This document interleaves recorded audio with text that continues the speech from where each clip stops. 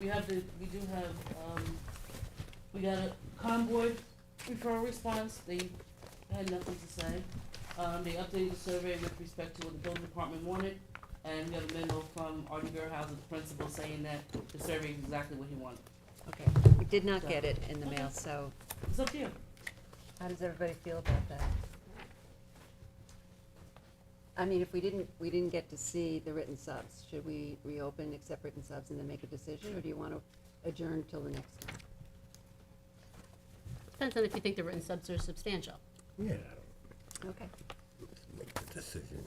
nobody else seems to feel the same way, so Okay. let's reopen and make a decision. Okay. Yeah, Dan, I have no problem with that, Adam. Adam, if I may, just because Yes. I know a lot of people have come out for the East Quad 535. Yeah. If anyone's here for East Quad 535, Walker Avenue, it's adjourned until November. Just give you a heads up. Yeah, the date we have on it is And November 16th. It's being adjourned until November 16th. Uh-oh. Yep. So sorry for any inconvenience for anybody who was here on that, but that's what happened. There's a lady right there has a question. May I ask a question about the number 11 that was adjourned? It's been adjourned, I'm not sure why, it's been adjourned 3 times, and now it's been reset to the 21st.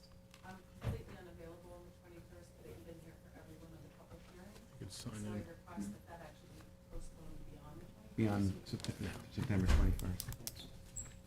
I think they previously heard, right? So, Yeah, I mean, the board typically doesn't take adjournment requests from the public. It's for the applicant's convenience, but you can definitely zoom in and you can definitely submit written submissions, and even after the hearing, the board always keeps it open for 2 weeks for written subs as well. So you could watch it on Zoom and then respond in writing. But I believe it, they adjourned it because somebody was hurt, one of the attorney was hurt. So I would not recommend putting it off, you know. Nor would I. Yeah. Is it impossible to put it off since we had a very detailed conversation last time on the application that was presented before the last hearing? when we start the meeting, we'll consider, you know, what you're saying and No, that's fine. make a It's just, decision. if you recall, when I was here last, the application was Wait. not matching the actual request. And I was told in a subsequent meeting that the filing hadn't been done Okay. adequately in advance. And feel free to submit in writing anything you'd like to us, okay? All right, thank you. Okay, are we ready to get started? All right. I hope. Okay, we're good? Yes. All right. Good evening. Welcome to the September 7th, 2023 meeting of the Southampton Town Zoning Board of Appeals. This meeting is being held live and is also being held via video conferencing in accordance with the Town Board's enactment of Local Law Number 14 of 2022, adopted on May 24th, 2022. Our next meeting and those following will be held in person here at Town Hall and will also continue to allow for remote participation. So we ask you to continually check the town's website for updates and any new information. If you wish to view tonight's live meeting only, please do not join the Zoom meeting and instead go to the town's website. With that, I'd ask that you join me for the Pledge of Allegiance. I pledge allegiance to the flag of the United States of America and to the republic for which it stands, one nation, under God, indivisible, with liberty and justice for all.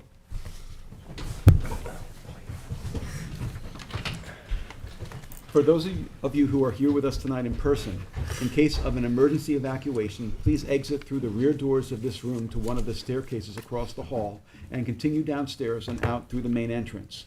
Please do not attempt to use the elevators during an emergency evacuation. In case of a medical emergency, the automated external defibrillator and first aid kit are both located in the hallway on this floor opposite the elevator. Restrooms are located across the hall. We will be starting the meeting with the public hearings. We have applicants and members of the public here with us live and also standing by via Zoom webinar, which is being moderated by CTV. CTV will mute the speakers on Zoom until it is their time to give testimony before the board. Please be patient. If you find that you are having difficulties accessing the hearings, please visit the town clerk's meeting portal and click on the instructions link. Please silence your cell phones and refrain from speaking to one another in the boardroom as it interferes with our recording equipment. Tonight, we have Board Member Helen Burgess participating via Zoom. A reminder that applicants, agents, and members of the public speaking, other than attorneys, will be sworn in, will state their address for the record, and will offer their testimony as it relates to the application before the board. Before handing in any submissions to the board tonight, please make sure that the documents identify the ZBA application name and tax map number. The application name should also be written on your certified receipts. Unless otherwise stated at the end of each hearing, all of these applications will remain open for written comments for all purposes until a date to be announced after the hearing. Those comments can be addressed to the members of the board and sent via email, mail, and/or dropped off at Town Hall to the board secretary, Candace Cowell. With that, I'd ask for a motion to approve the minutes of our last meeting. Motion to approve. Second. Mr. Leonard. Aye. Ms. Kern. Aye. Mr. Daly. Aye. Ms. Burgess. Helen, I think you might be muted. No, I Oh. don't think so. Oh, okay, we can hear you. You said aye? I did. Okay, I just didn't hear you. Okay, Mr. Tudhill. Aye. Mr. Macedonio. Aye. I was not present at the last meeting, but I did watch the recording, and so I'm familiar with all the applications and will be participating in them, and I vote aye. With that, we'll then go on to adjournments. Okay, item 7 on the agenda. It's Mary T. Shannon and Ann M. O'Connell. Move to adjourn to not, huh? You have to read that, that's a new one. Okay, applicant requests relief from Town Code 330-84D Pyramid Law for a proposed encroachment in the amount of 5,012 cubic feet, 3,792 cubic feet on the north side, and 1,220 cubic feet on the south side for a proposed two-story house and any other relief necessary. Board This has- is on 25 Marlin Road in East Quogue, Suffolk County Tax Map 900-384-3-13. Board has jurisdiction. Very good. I'll now move to adjourn to September 21. Second. Mr. Tudhill. Aye. Mr. Daly. Aye. Mr. Leonard. Aye. Ms. Kern. Aye. Mr. Macedonio. Aye. Ms. Burgess. Chair votes aye. All right, item 8 on the agenda, which is East Quogue 535 Realty, Inc., 535 Montauk Highway in East Quogue, Suffolk County Tax Map 900-341-1-52. I'll move to re-advertise to November 16th. Second. Okay, no vote, it's a re-ad. Okay, item 11 on the agenda, which is 17 Bishop LLC, 17 Bishop Avenue in West Hampton, Suffolk County Tax Map 900-358-1-21. I'll move to adjourn to September 21. Second. Yeah, do you want to have a discussion on Yeah, this? why don't we have a Yeah. discussion on the record? So we had a member of the public asking that we have the adjourn date be a date after September 21st. So, Katie, maybe you want to just comment a little bit on generally how we handle these kinds of Yeah, requests? I mean, I don't have the letter in front of me, I don't think, but we did get a, letter from the applicant requesting September 21st. I think that was, as soon as that they could get back here, typically the public wants it as soon thereafter as possible. We did have a member of the public who asked for it to be another date. I just would advise the board that you normally defer to the applicant because it's their application. If they just, if the public picked another date and the applicant couldn't make it, we'd just be in this continual cycle of not accommodating the applicant. And then because it's the applicant's application, I recommend you go with the date they provided. I guess I'd also just add that we do have Zoom, and as I mentioned to the Another option. public, they can do written submissions. We typically keep it open after the public hearing, so. Yeah, and also the comments were made really before we were on the record, so. I think that whoever yeah. was here was previously heard from what I've watched and saw. Yeah, yeah. Okay, Okay. so I believe we have a motion and a second. Mr. Tudhill. Aye. Mr. Daly. Aye. Mr. Leonard. Aye. Ms. Burgess. Mr. Macedonio. Aye. Ms. Kern. Aye. Chair votes aye. Item 12 on the agenda, Mark H. Mandel and Jennifer A. Mandel, 474 Noyak Path in Watermill, Suffolk County Tax Map 900-66-1-2.9. I'll move to adjourn to our November 16th meeting. Second. Mr. Tudhill. Aye. Mr. Daly. Aye. Ms. Burgess. Mr. Macedonio. Aye. Mr. Leonard. Aye. Ms. Kern. Aye. Chair votes aye. Item 13 on the agenda, Eugenio Presta, 626 Dune Road, in West Hampton, Suffolk County Tax Map 900-391-1-34. I move to adjourn to our October 19th meeting. Second. Mr. Tudhill. Aye. Mr. Macedonio. Aye. Ms. Burgess. Aye. Ms. Kern. Aye. Mr. Leonard. Aye. Mr. Daly. Aye. Chair votes aye. Item 14 on the agenda, Joseph Alosio, 219 Ocean View Parkway in North Sea, Suffolk County Tax Map 900-64-1-46.3. I'll move to adjourn to our October 19th meeting. Second. Mr. Tudhill. Aye. Mr. Daly. Aye. Mr. Macedonio. Aye. Ms. Kern. Aye. Mr. Leonard. Aye. Ms. Burgess. Aye. Chair votes aye. Okay, item 15 on the agenda is Ronette Riley, 873 Bridgehampton Sag Harbor Turnpike in Bridgehampton, Suffolk County Tax Map 900-53-1-38.2. Move to adjourn to our October 5th meeting. Second. Mr. Tudhill. Aye. Mr. Daly. Aye. Mr. Leonard. Aye. Ms. Kern. Aye. Mr. Macedonio. Aye. Ms. Burgess. Aye. Chair votes aye. Okay, the following decisions will be put off to our September 21st meeting. Lumber Lane A LLC, Aaron Appel,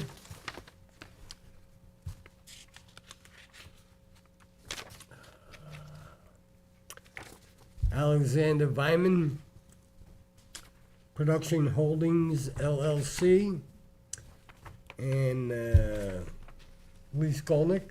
Oh, no, that's No. it. No, That was it. not least Well, Connex, remember, we're gonna reopen. Yeah, Okay. all right. Second. Okay, all in favor? Aye. Any opposed? All right. Got stuff all over the place here. I know, it's a little confusing. All right, so I'll just start, we'll go back to the beginning of the decision calendar. We have Raymond Manning, a move to reopen to accept written submissions. Second. Mr. Tudhill. All right, Mr. Daly. Aye. Mr. Leonard. Aye. Ms. Burgess. Mr. Macedonio. Aye. Ms. Kern. Aye. Chair votes aye. okay, and now we'll close Raymond Manning with a determination later this evening. Second. All in favor? Aye. Any opposed? Okay.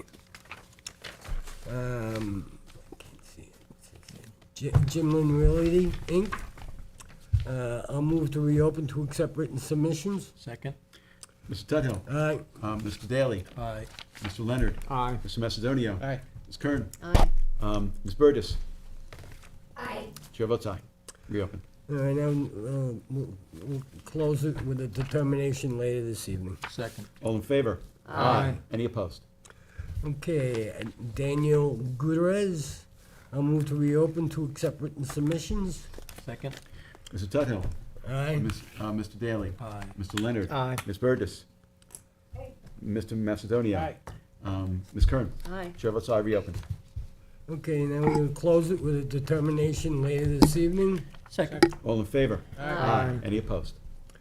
Okay, Dilip Patel, and will be put off to our October, Reopen.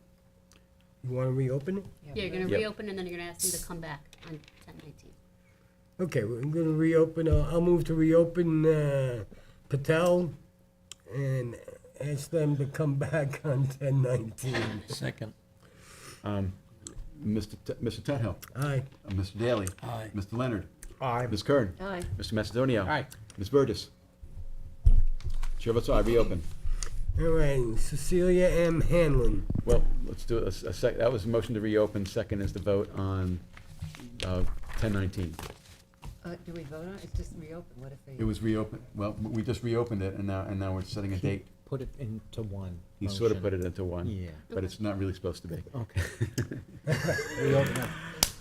No big deal. We'll leave it as a single motion. What if we decide not to vote that night?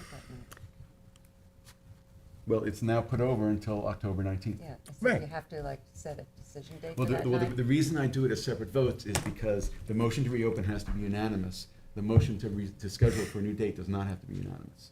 That's the reason I do two different Okay. votes. Okay. Okay, but we all voted on the we're- same thing as yeah, it one was one unanimous motion vote. Okay. unanimously, so, okay. We're moving on now? Yep. Okay. Celia Hanlon, I'll move to reopen to accept written submissions. Second. Mr. Tudhill. Aye. Mr. Daly. Aye. Mr. Leonard. Aye. Ms. Kern. Aye. Mr. Macedonia. Aye. Ms. Burgess. Chair votes aye, reopen. Sounds. All right, Max New York Management, I'll move to reopen to accept written submissions. All right, Hanlon. Hanlon, we're gonna close it and have a determination tonight. Anybody wanna do this? No, thank you. No thanks. We have a lot going on. We have a second. Second. All in favor? Aye. Any opposed? All right, now we're gonna try Max New York Management. I'll move to reopen to accept written submissions. Second. Mr. Tudhill. Aye. Mr. Daly. Aye. Ms. Burgess. Aye. Mr. Macedonio. Aye. Mr. Leonard. Aye. Ms. Kern. Aye. Chair votes aye. Reopen. All right, now we're gonna close it for a decision later this evening. Second. All in favor? Aye. Any opposed? All right, Matthew Frank, determination will be held on October 5th. Second. All in favor? Aye. Any opposed? All right, Production Holdings LLC, 921, that's what you want, right? This is You did that one chairman. already. We did that one already. We did this one. It's being Yeah, I up gotta to check held over off to next week, I guess we 9/21. did that already, yeah? All right, Lee Skolnick, Lee Skolnick will put over to 921. Okay, that's a We're motion gonna to actually reopen. reopen that. Okay, do we have a second on the motion? Second. Okay, Mr. Tudhill, Mr. Leonard. Aye. Mr. Daly. Aye. Mr. Macedonio. Aye. Ms. Kern. Aye. Ms. Burgess. Chair votes aye, reopen. Okay, And now a motion to continue the public hearing until September 21st. Second. All in favor? Aye. Any opposed? all right, so, contrary to what the chairman had said earlier in his comments, we're gonna do the decisions first tonight. That's right, I forgot to mention that. Thank you. No problem. Okay, so All let's right, go so to what do you got decisions. there, Mr. Chair? I have a few, so bear with us for a little bit. I'm just gonna do some decisions first. Okay, I have a decision on the matter of the application of Joseph Light. This is for property located at Suffolk County Tax Map Number 900-287-1-1.27. This application is for property located at 15 Whippoorwill Lane in East Quogue. Applicant requests a side yard variance for a proposed garage addition to an existing dwelling. This application passes the standards set forth in New York State Town Law and the Town Code. Therefore, this board grants relief from Town Code 33011, Residence District's Table of Dimensional Regulations, for a principal minimum side yard setback of 11.5 feet where 20 feet is required for a proposed garage addition to the existing dwelling, as shown on the survey prepared by David H. Fox, LS, last dated July 24, 2023, and the plans and elevations prepared by Richard M. Suter, R.A., last dated February 7, 2023. This decision is subject to such other conditions and permits as applicant has already required or may otherwise have to acquire for final approval of the subject premises. Second. Mr. Tudhill. Aye.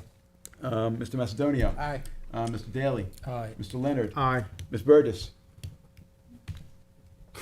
Ms. Kern. Aye. Chair votes aye. Next, I have a decision on the matter of the application of PS 1946 Properties LLC for property located at Suffolk County Tax Map Number 900-142-319.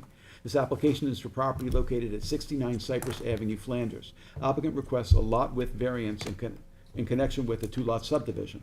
This application is an unlisted action pursuant to SECRA, and after conducting an uncoordinated review, this board hereby adopts a negative declaration finding that this project will not result in any potential significant adverse environmental impacts.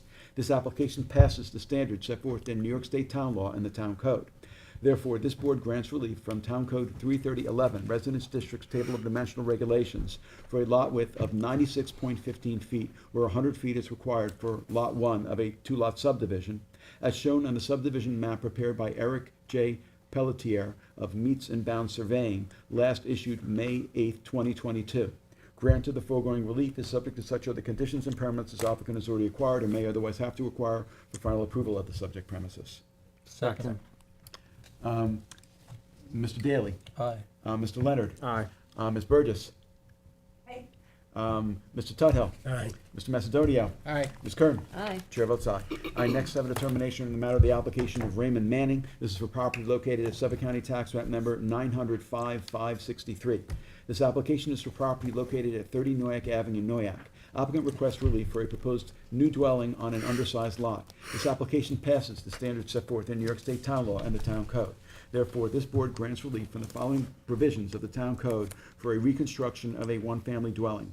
Town Code 330-84D, pyramid height for a proposed encroachment in the amount of 470 cubic feet, 222 cubic feet on the south side, and 10 cubic feet on the north side, and 218 cubic feet on the east side, and 20 cubic feet on the west side. And Town Code 33011, Residence Districts Table of Dimensional Regulations, for a total lot coverage of 27.4 feet, where a maximum of 20% is permitted. As shown on the survey prepared by Robert Smith of Squires Holden, Weisenbacher, and Smith, last revised July 13, 2023, and the pyramid sketch, floor plans, and elevations prepared by architect Matthew Cohn of Sea Lodge Architecture, last dated July 6, 2023.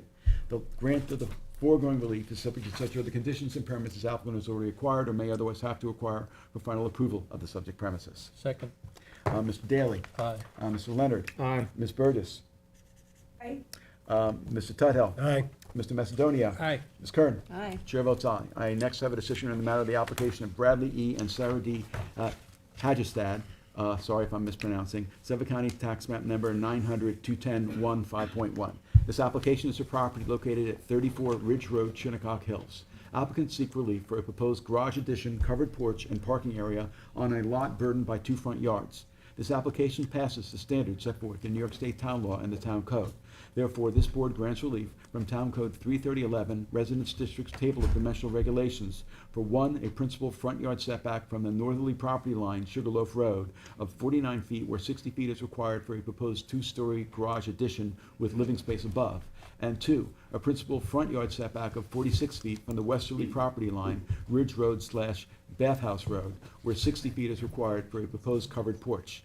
This board also grants relief from Town Code 330-77A, placement of accessory buildings, structures, and uses in all districts, for an approximately 24-foot by 20-foot parking area in the front yard. These variances are granted as shown on the survey prepared by John Barilski, surveyor, last dated April 18, 2023, and the floor plans and elevations prepared by Sean Leonard, R.A., dated March 14, 2023. Grant of the foregoing relief is subject to such other conditions and permits as applicant has already acquired or may otherwise have to acquire for final approval of the subject premises. Second. Mr. Daly, No. Mr. Leonard, Aye. Ms. Burgess, Aye. Ms. Kern, Aye. Mr. Tudhill, Aye. Mr. Macedonia. Aye. Chair votes aye. I next have a decision in the matter of the application of Elizabeth and David Blodgett for property located at Suffolk County Tax Map Number 900-16-264. This application is for property located at 8 Valley Road, Hampton Bays. Applicants seek variances to allow a proposed swimming pool, fire pit, and pool patio to be located within the required minimum side yard on a lot that is burdened by 2 front yards. This application passes the standards set forth in New York State Town Law and the Town Code. Therefore, this board grants relief from Town Code 330-76D, placement of accessory buildings, structures, and uses in all districts, and Town Code 330-83C, yards, to allow the proposed in-ground swimming pool, fire pit, and pool patio to be located within the required minimum side yard, or minimum side for a, that must be side yard, for the principal building, as shown on the survey prepared by Gary J. Benz, LS, last dated August 2nd, 2023. This decision is subject to such other conditions and permits as applicant has already acquired or may otherwise have to acquire for final approval of the subject premises. Second. Ms. Kern. Aye. Ms. Burgess. Aye. Mr. Tudhill. Aye. Mr. Macedonia. Aye. Mr. Daly. I'm recused from that. Okay. And Mr. Leonard. Aye. Chair votes aye. I next have an amended decision on the application of 225 Butter Lane LLC and 251 Butter Lane LLC for property located at Suffolk County Tax Map Number 952-1, lots 53.15 and 35.15 and 36.15. On January 7, 2021, by decision number D021005, this board granted variances in connection with Lot 4 of a proposed 4-lot subdivision. This subdivision was still being finalized at the time of this decision, and subsequent to the board's approval, the development plans changed. As such, the proposed subdivision map was modified before the planning board to a 3-lot subdivision, with the only change to the ZBA decision being the reference to a 4-lot subdivision, as well as Lot 4 now being referred to as Lot 2. Therefore, ZBA decision number D021005 is hereby amended to reference a 3-lot subdivision instead of a 4-lot subdivision, and all references to Lot 4 are now Lot 2. As such, the last paragraph of the decision number D021005 is replaced in its entirety by the following. Therefore, for the reasons set forth herein, this board grants relief from the following provisions of the Town Code for Lot 2 of a proposed 3-lot subdivision. 1. Town Code 338, Industrial Districts Table of Dimensional Regulations, for a lot width of 139.16 feet where 150 feet is required. And 2. Town Code 33082, lot width, for a flagpole width of 10.01 feet where 20 feet is required, as shown on the survey prepared by Stephen F. Barilski, surveyor, on March 18, 2019, last revised November 14, 2022.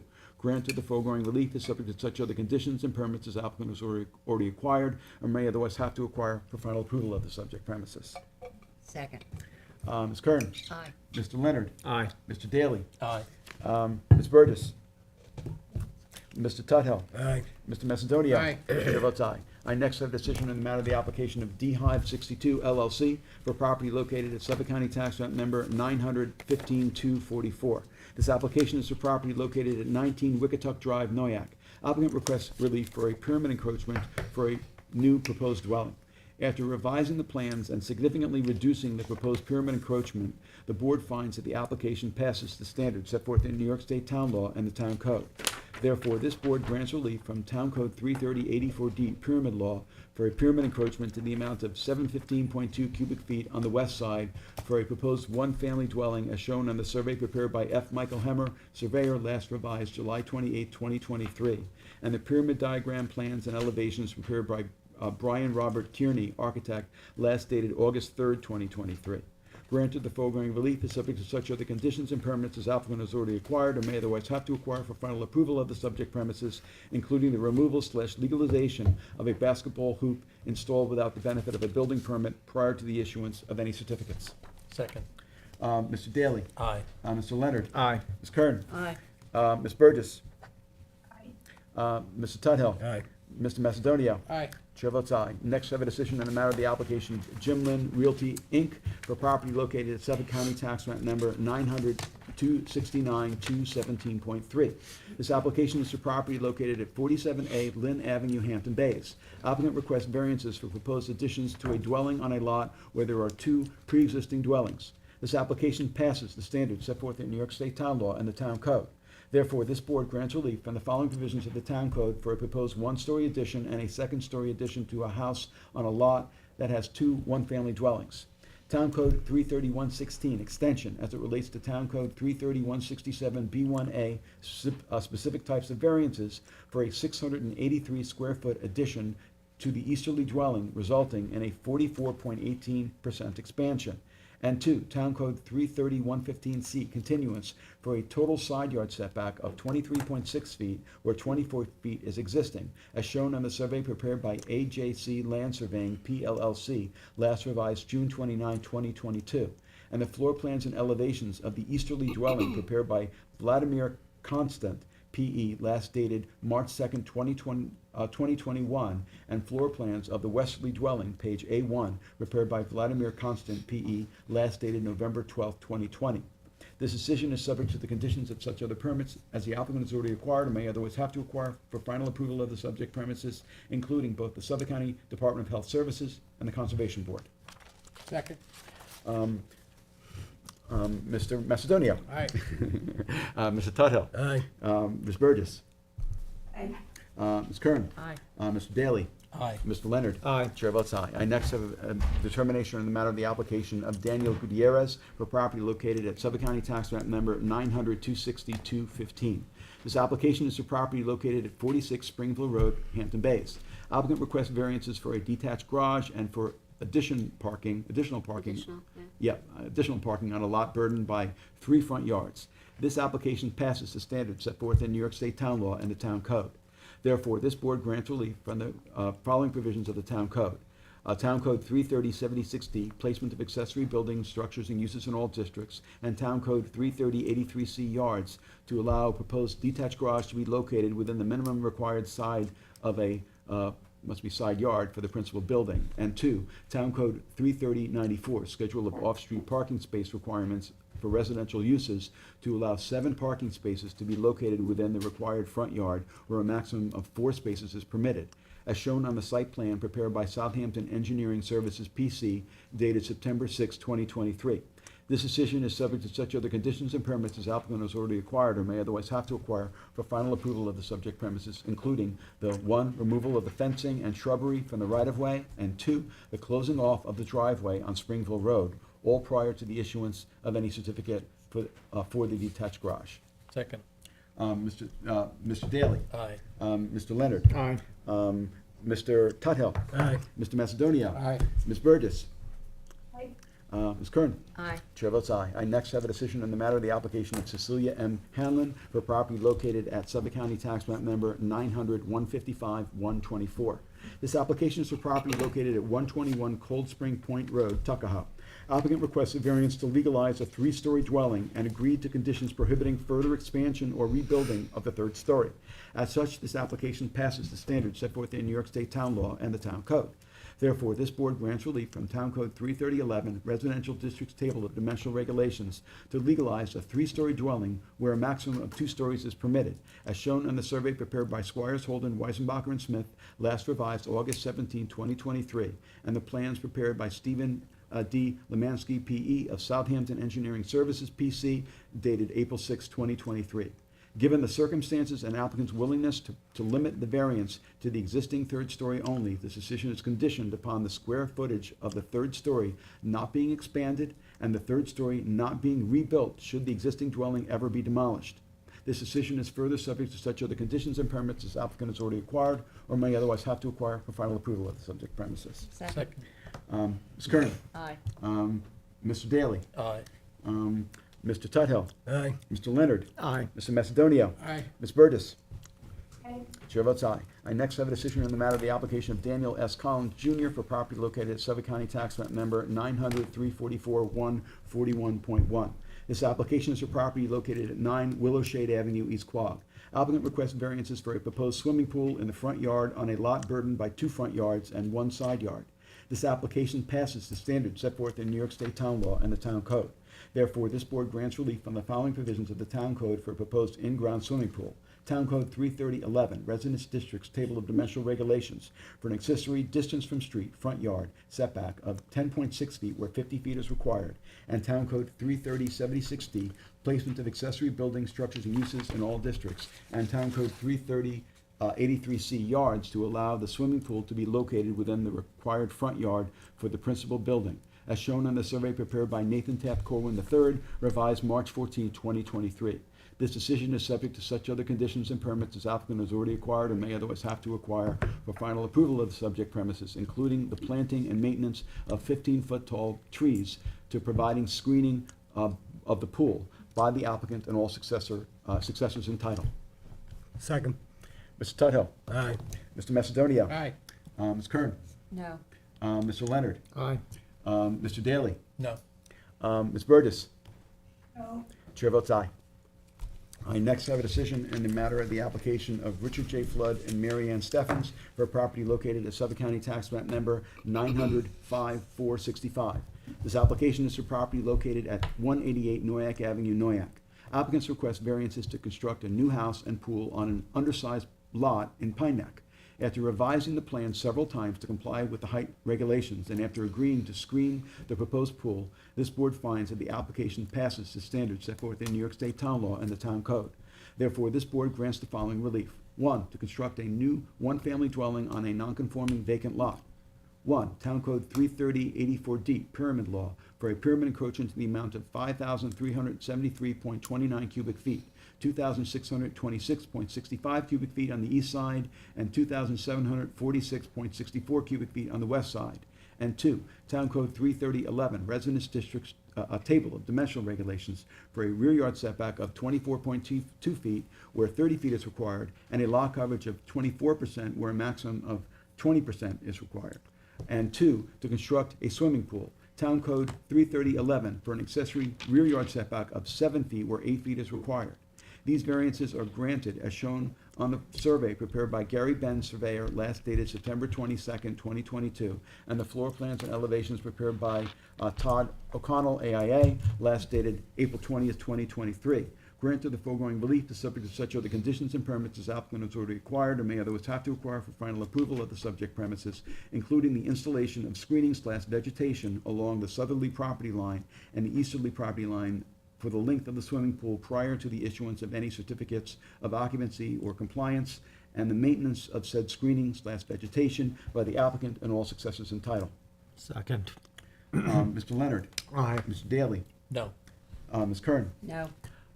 Ms. Burgess. no, Mr. Tudhill. Aye. Mr. Macedonio. Aye. Chair votes aye. Next, I have a decision in the matter of the application of Max New York Management for property located at Suffolk County Tax Map Number 900-231-140. This application is for property located at 322 East Montauk Highway, Hampton Bays. Applicant requests variances to elevate an existing dwelling and decking to be FEMA compliant and for a small addition. This application passes the standards set forth in New York State Town Law and the Town Code. Therefore, this board grants relief from the following provisions of the Town Code. One, for the lifting of an existing one-family dwelling and to add a second story on the east side of the dwelling. One, Town Code 330-84D, pyramid height for a proposed encroachment to the amount of 3,695 cubic feet as follows: 1,121 cubic feet on the north, 2,142 cubic feet on the east, and 432 cubic feet on the west. And two, to legalize, elevate, and reconstruct the deck attached to the south side of the dwelling. One, 330-77F, placement of accessory building structures and uses in residence districts that references 330-11, residence districts table of dimensional regulations for an accessory side yard setback of 33.2 feet from the east property line and 13.5 feet from the west property line, where 20 feet is required. And two, Town Code 330-83A4, yards to allow a deck higher than 1 foot above ground level to be located in the front yard. These variances are granted as shown on the survey prepared by David H. Fox of Fox Land Surveying, last revised August 10, 2023, and the floor plans, elevations, and pyramid designs, diagrams prepared by architect Kerry Kazel, last dated August 8, 2023. The grant of the foregoing relief is subject to such other conditions and permits as applicant has already acquired or may otherwise have to acquire for final approval of the subject premises. Second. Mr. Tudhill. Aye. Mr. Macedonio. Aye. Ms. Kern. Aye. Mr. Leonard. Aye. Mr. Daly. No. Ms. Burgess. no. Chair votes aye. And that is it for decisions. Thanks for Good your job, patience Adam. with us. Good job, man. I need a drink of water. There's quite a few there. Speed reading. September 21st. Okay, if you guys were waiting for a decision to be read, you can go. All right, Thank you, Mr. Gutierrez. back to the beginning of the agenda, which is item 1 on the agenda, is Stephen and Melissa Lesser, 62 Noyak Harbor Road in Noyak, Suffolk County Tax Map 900-4-1-75.1. Applicant requests relief from the following provisions of the Town Code. 1, for a proposed one-family dwelling on a non-conforming lot, 330-115D, continuance for a total side yard setback from 27.2 feet to 21 feet, and 330-84D pyramid height for a proposed encroachment in the amount of 5,484 cubic feet. 1,845 cubic feet on the east side, 3,639 cubic feet on the west side, for a proposed detached garage. 330-84D pyramid height for a proposed encroachment in the amount of 22 cubic feet and any other relief necessary. Board has jurisdiction? Good evening. Pass that to Mike. Just have to swear you all in. If you can just state your names and addresses. Sorry, Susanna Herman, Mike? consultant, Yeah. 1319 North Sea Road, Southampton. Okay, you do swear to tell the truth, the whole truth, and nothing but the truth? I do. Thank you. Okay, you, sir? Sal Cicerelli, architect, 206 Academy Street, Bayport, New York, 11705. And do you swear to tell the truth, the whole truth, and nothing but the truth? Yes. Adam, how do you spell his last name for me? She just needs to write down the last name. C-I-C-E-R-E-L-L-I. L-L-I? Yep. Okay, thank you. Okay, and sir? Hi, Steve Lesser. I'm the owner of the property at 62 Noyak Harbor Road, Sag Harbor. Okay, and do you swear to tell the truth, the whole truth, and nothing but the truth? Yes. Okay, thank you. You can tell us about the application. All right, so the property is located at 62 Noyak Harbor Road.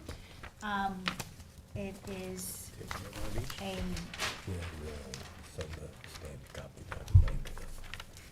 are we listening? Ready? Okay, I didn't want to start prematurely. Okay. We're proposing to replace an existing two-story residence with a new two-story residence in basically the same location. It'll be slightly landward in order to meet a greater wetland setback.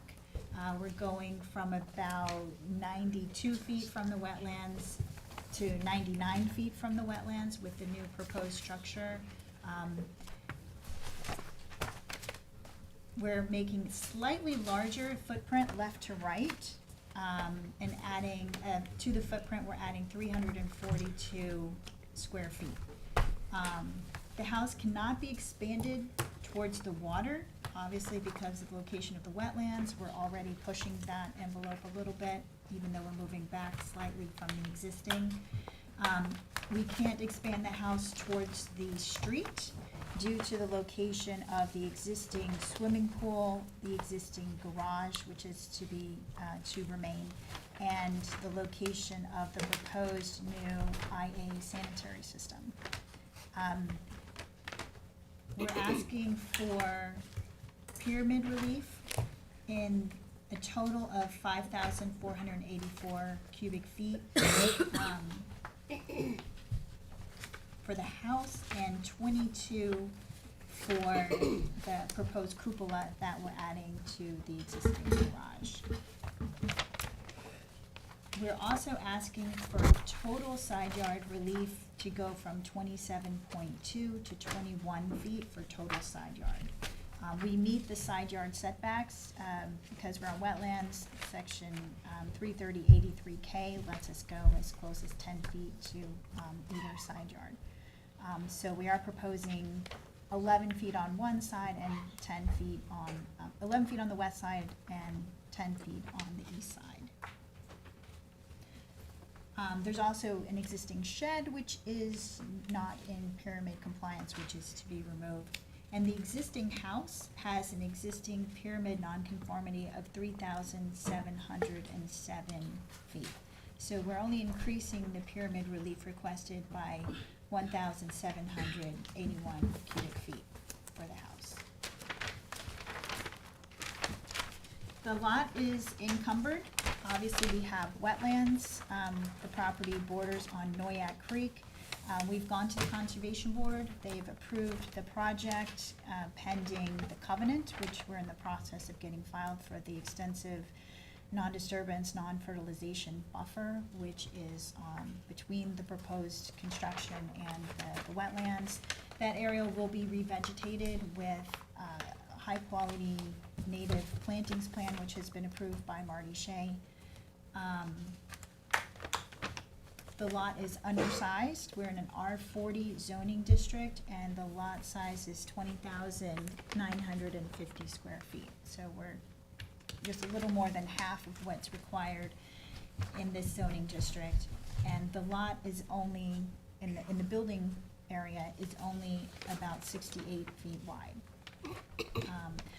The lot is further encumbered by a right-of-way between Noyak Harbor Road and the building. The driveway, there's a driveway easement which is used by the two properties to the east of the subject property in order to gain access from their, to their properties, to their houses. So if you look at the survey, you'll see that the entire lot from the waterfront to the area of the proposed house and from the street to the area of the proposed house is occupied. So the only place that we can go is towards the east, towards the side property lines and up. There's also extensive drainage that was required as part of the Conservation Board process. So we're expanding in really the only location where the house can be expanded. In addition, the parking for the house has to be beyond that right-of-way area, and we're trying to be as efficient as possible with space by parking on top of the new IA sanitary system where we can. The addition also is in a location that is currently covered by driveway, so it's already disturbed property, and it'll actually be a big improvement environmentally because the driveway now runs all the way down towards the water as a chute for runoff to go towards Noyak Creek. So that's being eliminated and the area revegetated in the buffer area. There are several mitigating factors which make this a very reasonable request for variance. First of all, the house is located about 120 feet from the road. So if you're looking at the photographs that I submitted, the first photo is looking, actually standing in the driveway, not at the street, looking towards the garage. And the garage basically completely blocks the view of the existing house, and it would be similar for the proposed house as well.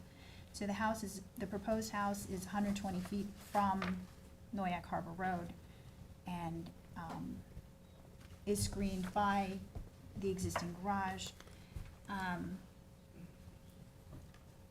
The property is also at the end of a cul-de-sac, and not just any cul-de-sac, there's also an island in the middle of the circle, which you can see in the final page of photographs that I submitted. Figures 9 and 10. You can see there's an island in the middle of the end of the cul-de-sac, which is covered with mature vegetation. So there's no one directly across the street from this whose view would be encumbered by the relief that would be granted by the new house. There's additionally mature vegetation between this property and the properties to the east and the west.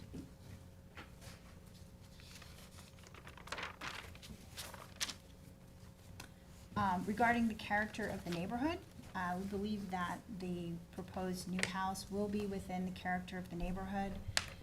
There have been multiple variances approved just on this little cul-de-sac here, including on the property adjacent to this property to the east, where in December 19th, 2019, pyramid relief of 4,977 cubic feet was granted for a very similar project, very similar width lot. That lot is actually 2 feet wider than this lot, so their pyramid relief is slightly less for a very similar size house, very similar lots. How much pyramid relief was it that they got? They got 4,977 cubic feet. We're asking for slightly more than that, just over 500 cubic feet. I'm sorry, 5,000 cubic feet. And you can see that house in some of these photos, figure 10. You can see it's right next door. This is us here. And that house is lovely. It fits into the character of the neighborhood. It fits onto the lot. It's not an eyesore. And it's appropriate, I think, for the neighborhood. You know, this is Noyak. A lot of the houses are older. One by one, they're being replaced with newer homes, and a lot of variances are needed on these narrow lots. So, I handed out copies of several variances that are in the area, but the most relevant, I think, is the one that's directly next door to the east of the property, to the fact that we're asking for basically the same variance on a very similar property that's right next door. The lessers are friendly with their neighbors. They've spoken to everyone crew was notified, and every one of their neighbors has been in support of the project. And they have letters from, I'll let Steve. Yep, you can submit them to our attorney if Okay. you'd like. Sure. So those, I can submit. Yeah, and there's two. Of course.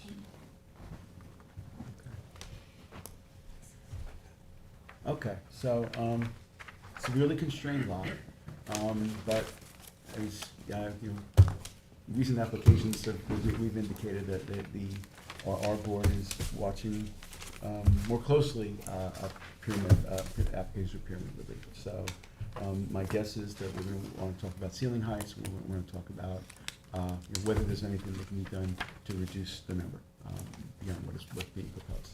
Did we get plans? I have Yeah, copies. Sal has additional plans if you want to Sure.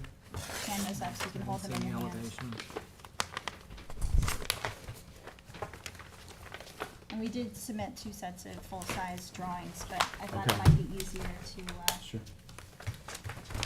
Suzanne, I just wanted to make a note in the one, on the 60 Noyak Harbor Road variance, that the pyramid encroachment was 3,404 for the proposed dwelling, 591. for the garage.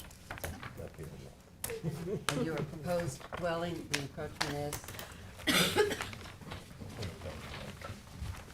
We'll just go. Yeah, almost, it's a little bit for the cupola, but, That's total. Yeah, the total for the So house. the total we're proposing is 5506. right, but how much for Where the house? existing is I got that. 3707, so we're adding about 1,800 cubic feet. So what is the, but you said there was some for the The cupola. cupola is Yeah. All right, so 20. what Cupola is, 22. 22. okay, so it's pretty much the 5,000 goes to, 5,500 goes towards the house. Yeah.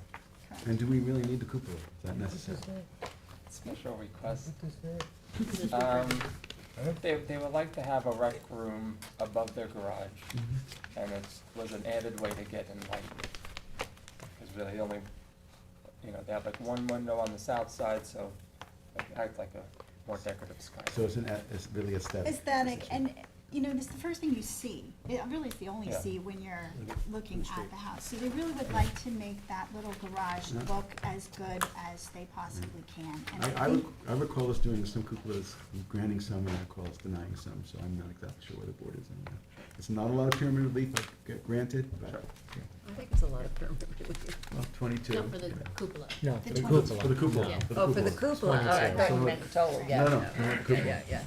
No, the total pyramid relief is, This yes, is you know, amazing. larger, but I do think it's a factor that the existing residence has, what, around 30, Seven. yeah, Yeah, 3707. yeah. Yeah, so, but, I'll defer to the members of the board, who would like to, you know, ask more questions about the, pyramid relief. Do you have the ceiling heights? Yep, ceiling heights are in here, so first floor is at 10 feet, and then the second floor kind of varies because it works with some low roof lines and higher roof lines, but the highest it would be like an 8-foot plate height and lower, and then we would vault the bedrooms upstairs. So they kind of vary upstairs, but first floor is 10.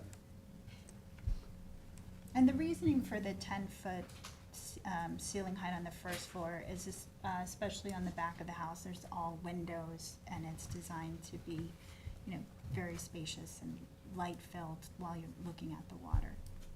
That's the reasoning behind the 10 feet for the first floor.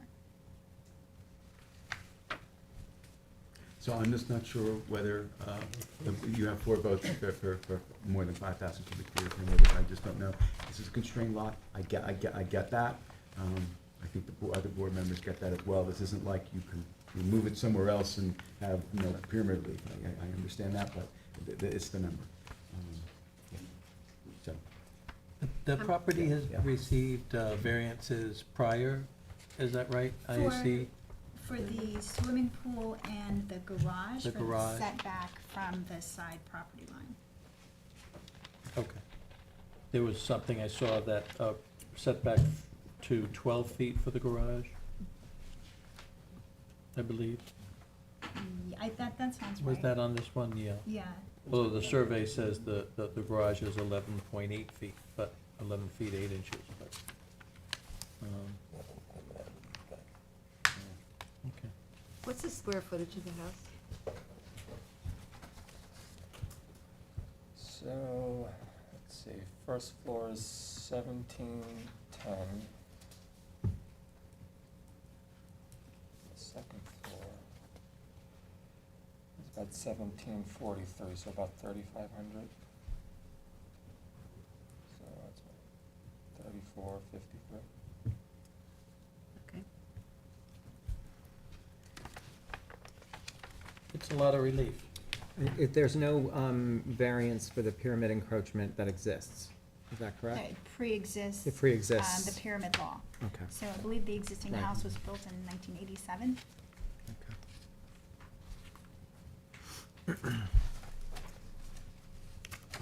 It's a lot of relief. I mean, is there any way to make some modifications to this?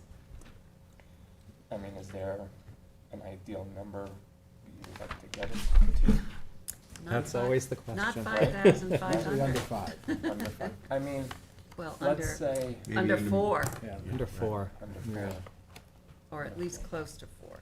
But, So, I mean, let's say we would work with the 10-foot ceiling, I guess is always the first question. For every Up to inch, 9, what happens?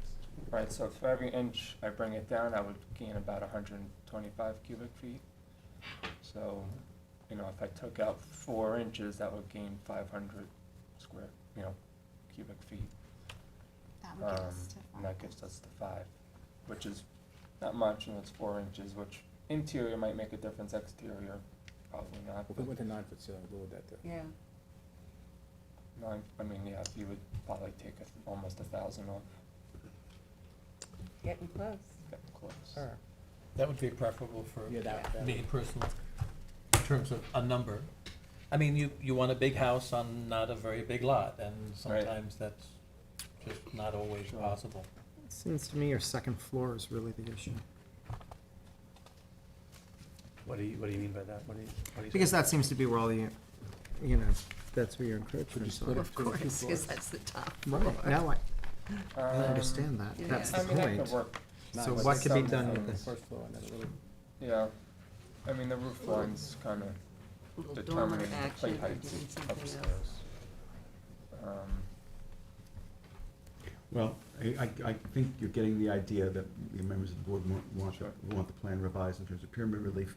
If you want to, we could have you come back and figure out what you'd like to do in terms of an alternate proposal. I mean, it's a pretty serious redesign to start changing roof lines and everything. We can't really agree to anything right now. Oh, of course So- not. Of No, course. no, no, Of no, Of no, course. no. And you want to talk to your client, obviously, and get his feedback, but. He's here. Yes, no, Yeah. I know, I'm making reference to him, but yes, Right. you want to have a discussion that's not in public. Right. So, I think we should prepare to come back and see what we can do. Yeah. And, if you can make some modifications and, That would help get You know what you forward. gotta do, Sue.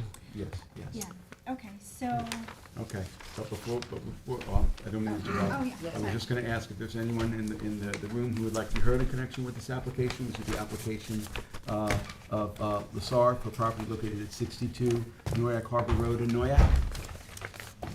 Feel free to, you need to have you come on up, okay? You need to get you to a microphone. Okay, we have a recording system. And, yep, and I just have to swear you in unless you're an attorney. You can state your name and address for the record, please. Teresa Schuster, 57 Noyak Harbor Road, Noyak. Okay, and do you swear to tell the truth, the whole truth, and nothing but the truth? Yes, I do.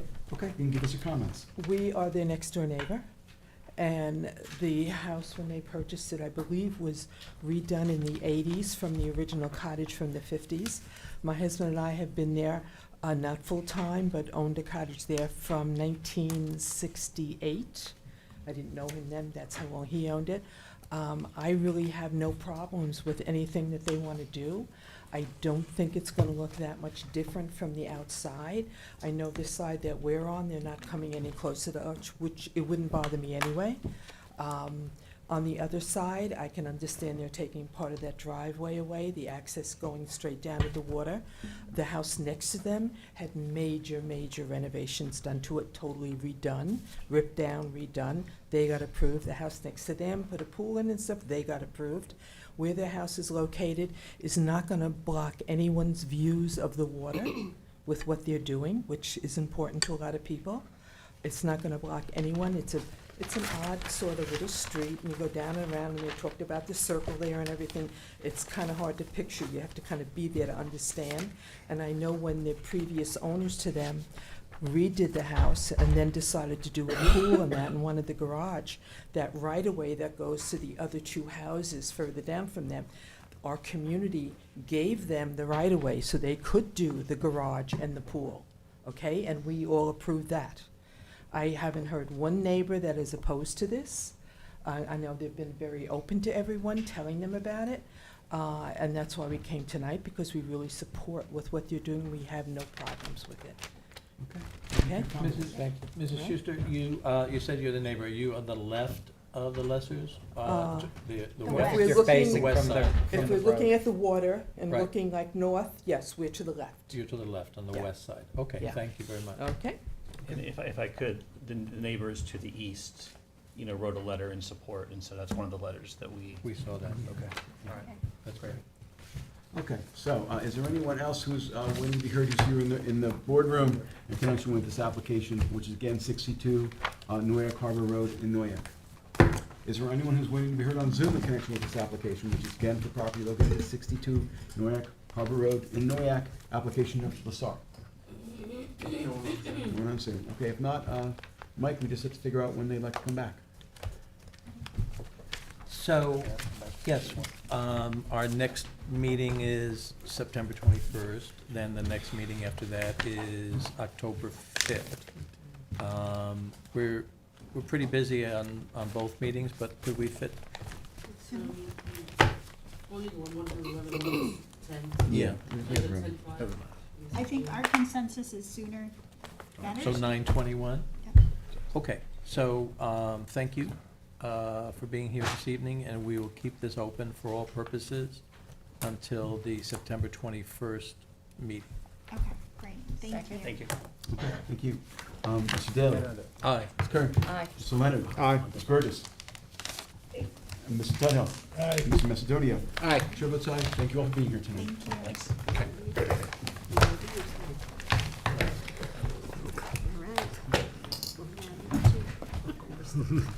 All right, item 2 on the agenda is Matthew Corley, 50 Bullhead Lane in Bridgehampton, Suffolk County Tax Map 900-88-1-17.5. Suffolk County Tax Map number 900-88-1-17.5. Applicant requests relief, the following relief from Town Code 330-6, General Regulations, that references 330-11, Residence Districts Table, District Dimensional Regulations. 1, an accessory rear yard setback from 10 feet to 8 feet to legalize the location of the swimming pool. And 2, an accessory rear yard setback from 10 feet to 9 feet to legalize the portion of the patio that was constructed on the northeast side of the swimming pool without the benefit of a building permit and any other relief necessary. Board has jurisdiction. You pass that to Susan. Good evening. Just have to swear you in unless you're an attorney. Not yet. Okay, you can state your name and address for the record, please. Sure. Katie Frank from Queensland, PC. I reside at 243 Little Fresh Pond Road, Southampton. And do you swear to tell the truth, the whole truth, and nothing but the truth? I do. Thank you. Can you tell us about the application? Sure. So this property is located at 50 Bullhead Lane. It's zoned as R20. It's a little under 12,000 square feet. I'm here this evening because there were 2 mistakes made on this property. One in relation to the swimming pool, which was built 2 feet closer to the property line than it should have been. And then second, for a raised patio that was built 2.4 inches outside of the allowed setbacks. The pool was an error using an old survey and not having it staked by the surveyor. Jason Simmons from Jason Pools is also joined here via Zoom in case there are any questions the board has that I can't answer. And also Ben Tyson from Ocean View Landscapes did the building of the raised patio. So again, both of these were honest mistakes. The builders learned from them and do not plan on repeating them. I would like to go through the 5 balancing factors for the board briefly, if I may. So we don't believe an undesirable change would be created in the neighborhood. The mistakes are not visible from the road, and there are 2 adjoining neighbors, both of which have submitted letters of support. The variances are minor, both at 2 feet and 2.4 inches, so we don't believe, again, that there would be an undesirable change created. With respect to if there's another option to achieve the benefits sought, I think we all know that option would be to move the pool and the patio, but both would be at great expense and burden to the homeowner. Whether the variance is substantial, I don't believe so. At 2 feet and 2.4 inches, we don't believe it's substantial. We also don't believe there's going to be any negative effect on the physical or environmental aspects of the property. We're not increasing coverage or changing the environmental conditions of the property. And whether it was self-created, it was self-created because it was mistakes done by the applicant. If the board has any questions, happy to answer. Perhaps you might want to submit for the file what it would cost you to correct those mistakes. Not that we're looking necessarily to have you do that, but to show the financial harm. No, Sure. hardship, you know what I mean? Sure. Okay. Yeah, I could, we do have Jason from, we have Jason. I'm sure Simmons. Mr. Simmons can come up with a, Yeah, I'm sure he could give an estimate if the board would like to hear that now. Yeah, If we that's get written submission of it, yeah. Sure, sure. Yeah, Sure. yeah. Okay. What did you say the setback was for the patio? The patio is set at 9.8 inches. Is that on 9 the feet. survey? It is. It's the cornered, I have it here. That's right. Yeah, because I think we wrote it up for, Yeah, it says 9. 9, but it's 9.8, that corner right there. oh, Where is it in there? Right there. I think in the notice they may have rounded it. It's the to edge of the 9 patio. feet. It's not the 9.8, steps, yeah. No. It's 0.2 feet, 2.4 inches. I actually went to the property to look. There's no way anybody can see this. It's very disguised, it's very heavily vegetated. It is behind the house. I see no problem with it, honestly. Other than the fact that it was built on an old survey, which, you know, doesn't make a lot of sense, but, and it wasn't staked properly, so.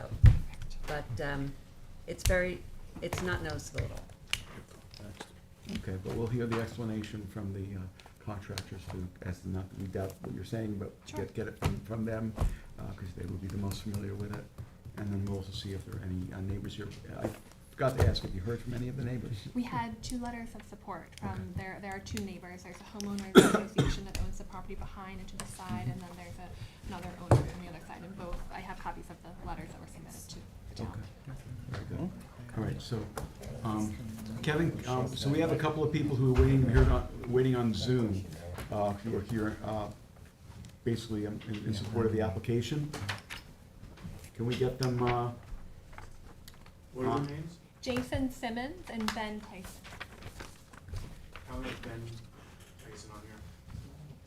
Do you have a Jason Simmons? Rake them over the coals. I do. okay, great, so, I guess we'll do them one at a time. Oh, Jason's, Ben is not here. Oh, okay.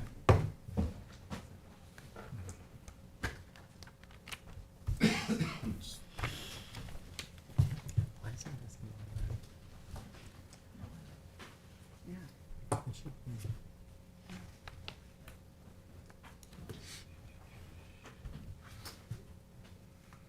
There we go. there he is. You guys see me? Yeah, hi, how are you? We can Yeah, see you, we can see hear you you. again. I just have to swear you in unless you're an attorney. If you can state your name and address for the record, please. Jason Simmons, 4 Katina Road, Hampton Bays, New York. And do you swear to tell the truth, the whole truth, and nothing but the truth? Yes, I do. Okay, Jason, just wanted to ask you if you could just describe what happened with the errors with the locating of the pool, and as well as, I guess, the location of the patio or deck. The patio is a separate building. Patio's a separate, okay, Yeah. okay. Yeah, I did the swimming pool. There was a huge height difference from where we put the pool to where it was. A lot of the old stuff was still there. We did not get a survey stakeout, which I've learned that. We built this pool about 2 years ago. There's not another job that I will ever do without a survey stakeout again. I honestly don't know how we made this mistake. We triple checked it, double checked it, obviously made the same mistake over and over again. But this will never happen again. And I honestly don't know how we went wrong. Being off a couple inches is one thing, being off a couple feet is another. And I honestly don't know how we did that. Something went wrong on the measurement. Okay. Mr. Simmons, can you supply for the file, what it would cost to correct the problem? You know what I mean? Absolutely, not a problem. I could have that for you guys tomorrow. Okay, very good. There's a Okay. written sub, right? A written sub is fine, okay. Yeah, put it in a written sub. Yeah, yeah. Any other questions for Jason? No.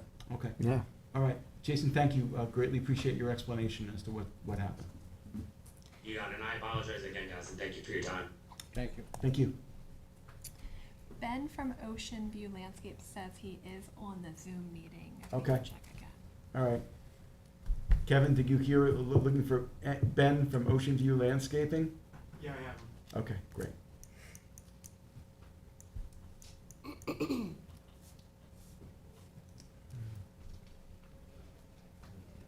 He's joining. Good thing it wasn't Buck.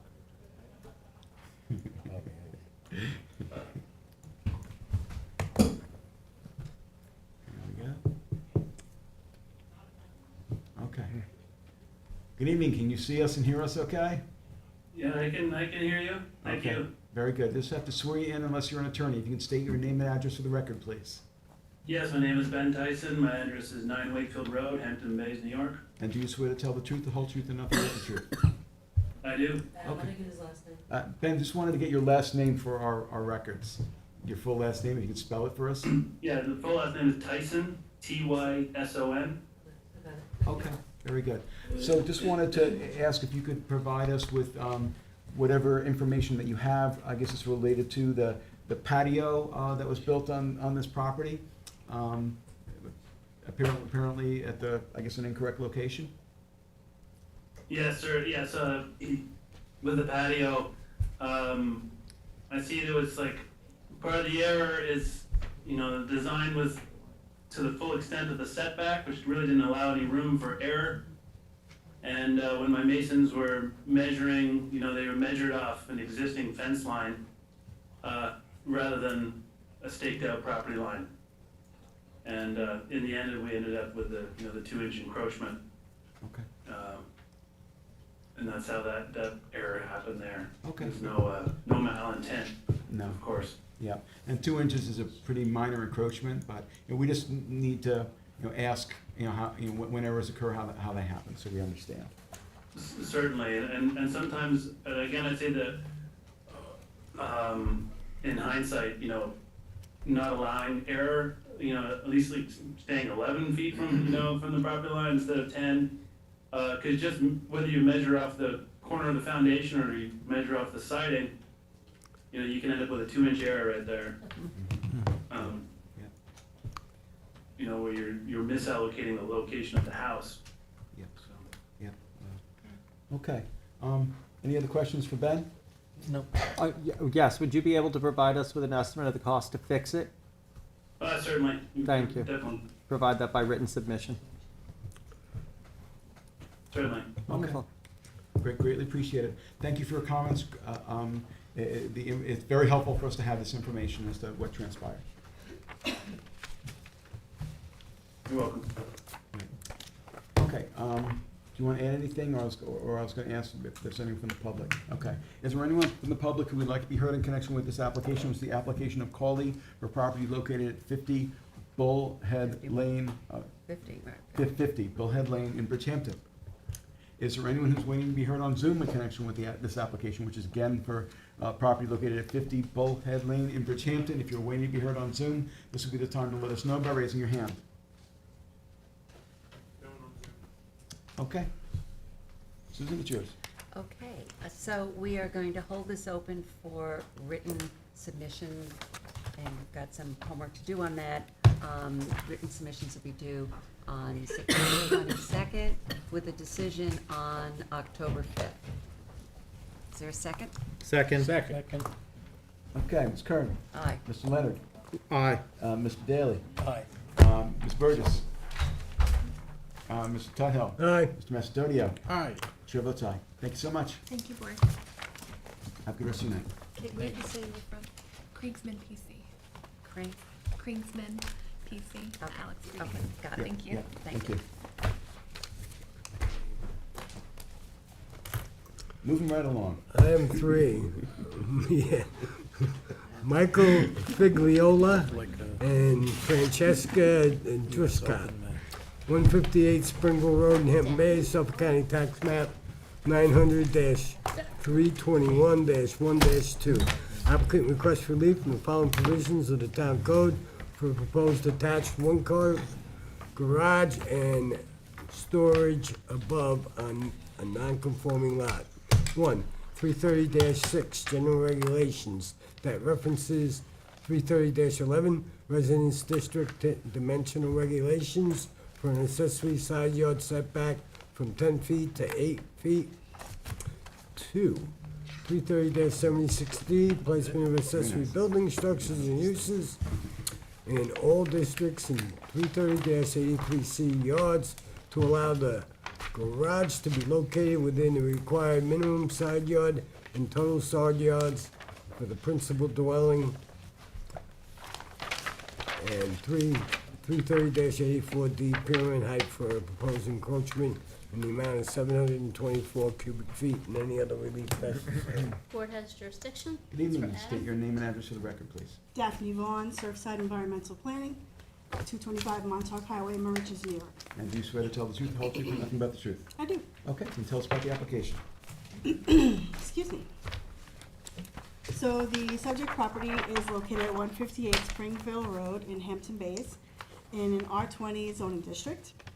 Although the lot is conforming to the zone for lot area at 21,737 square feet, it is non-conforming to the zone for lot width at only 90 feet, where 120 feet is required.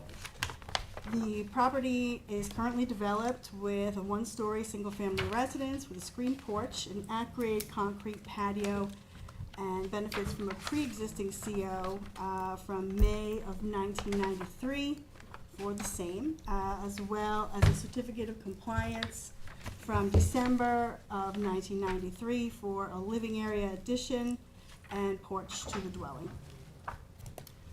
So at the present time, the owners wish to seek permission to construct a detached one-car garage with some walk-up storage above it. As the property has limited storage for the owner's possessions and backyard equipment. So the garage is proposed at 14 by 24, which is 336 square feet, on the ground, with a dormer storage area above it. The dormer proposed is on the east side of the building, which is right on the same side of the residence. The side of the second floor, we'll call it, where the encroachment into the side yard is an angled roof line. So the property fronts on Smiths Creek and is regulated by both the Town Conservation Board and the DEC. We received both Conservation Board and DEC tidal wetlands permits and provided copies of those for the record.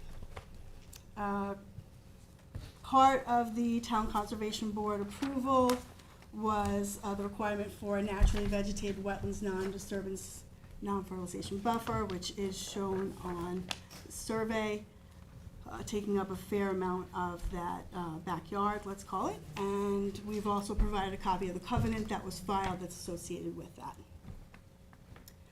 The garage is just landward of a FEMA AE elevation 8 flood zone. So it's not in the flood zone, it's just landward of that line. So right now, we're seeking the following variances for the proposed structure. From 330-11 for the accessory side yard setback at 8 feet where 10 feet is required.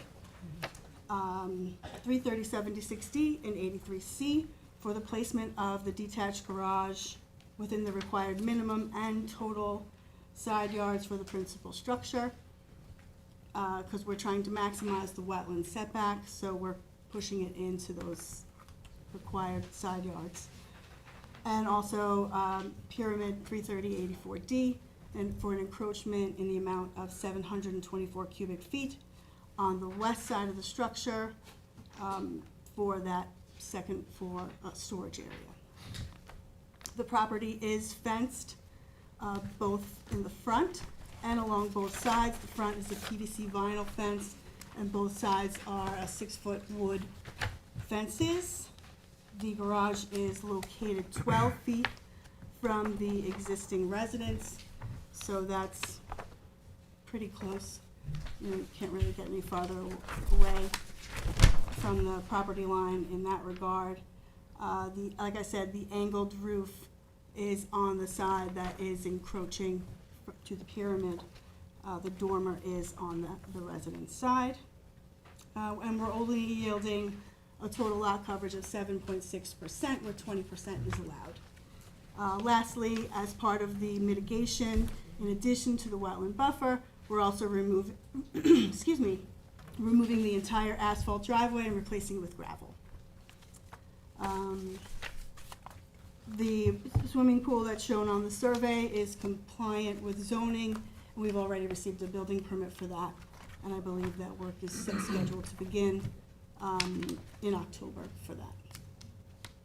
So that is the project.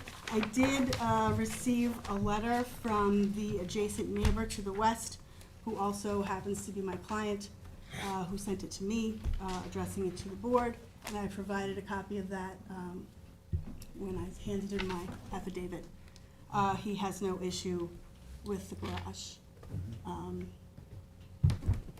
that's all I have. Okay. Well, I consider this a modest application, but that's me. I'm not sure whether other members of the board have any concerns. I do too. You said something about a 6-foot fence. Where is the 6-foot fence? There's a PVC fence that's shown going across the driveway. Oh, okay, so it's, And then there's a 6-foot fence going down either side lot line. okay. Do you have anything showing the pyramid encroachment? Yeah. It Because should I be didn't in the see it on plans. here, There should be unless a I'm missing page. something. Sometimes it's just the lead that gets the plans, which would be me, so I have it. Oh, you know what? It's Let's see. actually this A100. It's probably in here. It's really kind of minimal. It's a 2-foot portion of the garage that cuts in. So, like I said, the roof is angled, and just this small portion of the angled roof is what's encroaching into the pyramid. Okay, we did not get plans that showed that, but you did. It should be A100. Yeah, it's on the back of what we have in here, John. Yeah, the page It- A100. It's two-sided. The second page. Yeah, I think that's it right there. Yep. A100. Ah, The here we first are. picture right here. I got it. Here. Got it? Oh, I don't have See, that. no, here, A100, go, yes, you do. The second page. A100. Oh, it's Right here. backwards, yeah, that's it. No, but look how different what you, Not yet, well, it just didn't come out. See, it's just a 2 feet. Very light. Yeah, it's Yeah, very it's very faint. see it. All right, well, they ran out of ink when they copied yours. See it, I see it. As long as we have a It's there. pyramid drawing, that's Yeah. what we require. Okay, any other questions, members of the board? Is there anyone from the public who would like to be heard who's in the boardroom in connection with the application of Pigliolia and Driscott for a property located at 158 Springfield Road in Hampton Bays? Is there anyone who's waiting to be heard on Zoom in connection with this application, which again is for property located at 158 Springville Road in Hampton Bays? If you're waiting to be heard on Zoom, this would be the time to let us know by raising your hand. Okay. If not, I would move that we close this application except for written submissions. The deadline for written submissions is September 22nd, end of business, and we will have the decision ready at our December 5th meeting. December? December, October 5th. Want to check if you paid attention, sorry. Second. Okay, Ms. Kern. Aye. Mr. Daly. Aye. Mr. Leonard. Aye. Ms. Burgess. Only if it's in December. Only if it's I'm a December. yes. Yeah. My Christmas meeting. Mr. Tudhill. Aye. Mr. Macedonia. Aye. Chair votes aye. Thanks so much. Thank you. Thank you, Daphne. Have a good night. You too. Okay, item 4 on the agenda is John and Catherine Battle, 12 Cove Road East in Noyak, Suffolk County Tax Map 900-19-1-31.1. Applicant requests relief from the following provisions of the town code. 1, for a proposed 2-story addition to an existing dwelling on a non-conforming lot. 330-84D, pyramid height for a south side encroachment in the amount of 208 cubic feet. And 330-6, general regulations as it relates to 330-11, residence districts table of dimensional regulations for a principal minimum side yard setback of 15 feet, from 15 feet to 12.2. And 2, for the proposed covered porch on the southwest side of the existing dwelling, 330-11 for a principal minimum side yard setback from 15 feet to 11 feet, and a principal total side yard setback from 35 feet to 34.1 feet, and any other relief necessary. Board has jurisdiction. Good evening, just have to swear you both in. You can state your names and addresses for the record, please. Kevin Springer, Dynamic Legal, 61 Channing Cross, Hampton Bays, New York. And do you swear to tell the truth, the whole truth, and nothing but the truth? I do. Okay, sir. John Battle, 31 Cove Avenue East in Sag Harbor. And do you swear to tell the truth, the whole truth, and nothing but the truth? I do. Okay, thank you. You can tell us about the application. You can. All right. So we have a fairly old dwelling at the moment. It was built prior to 1957, approximately 1,500 square feet in the R15 zone. The property is 11,250 square feet. The idea here is to, because of the age of the house and also a growing family, is to add a couple of bedrooms and just, bring it up to snuff at this point, because we just need the room. The neighborhood, I'm not sure if anybody's driven by there, but it is a ever-changing neighborhood where the houses are starting to get rather large. The requests we're asking are all very modest, as far as I can see, and unless you think something otherwise. But the house next door to us, first of all, I have not received any feedback from anyone yet. And actually, John owns one of the house right next door to the north, so that's one less. The house to the south actually was just redone recently, and it's a rather large house that was given almost 5,000 cubic feet of pyramid, plus a couple other reliefs. There is a nice hedgeway, so they're not gonna be able to see us, and we're not gonna be able to see them. We're also going out the back and not really too much to the side. If you notice on the drawing, to the side that needs the pyramid, we actually cut out part of it so that we wouldn't need a whole lot of pyramid to begin with. So you can see that in the drawing. The porch is minor. It's a very small porch, but it's just the access to to the side with a little cover above it.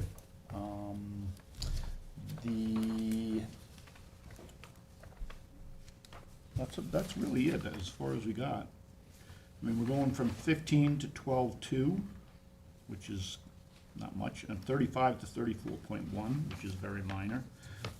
We will also be still staying under our lot coverage. So as far as most of the tests, I don't see really any issues with anything unless anybody has something they'd like to ask about.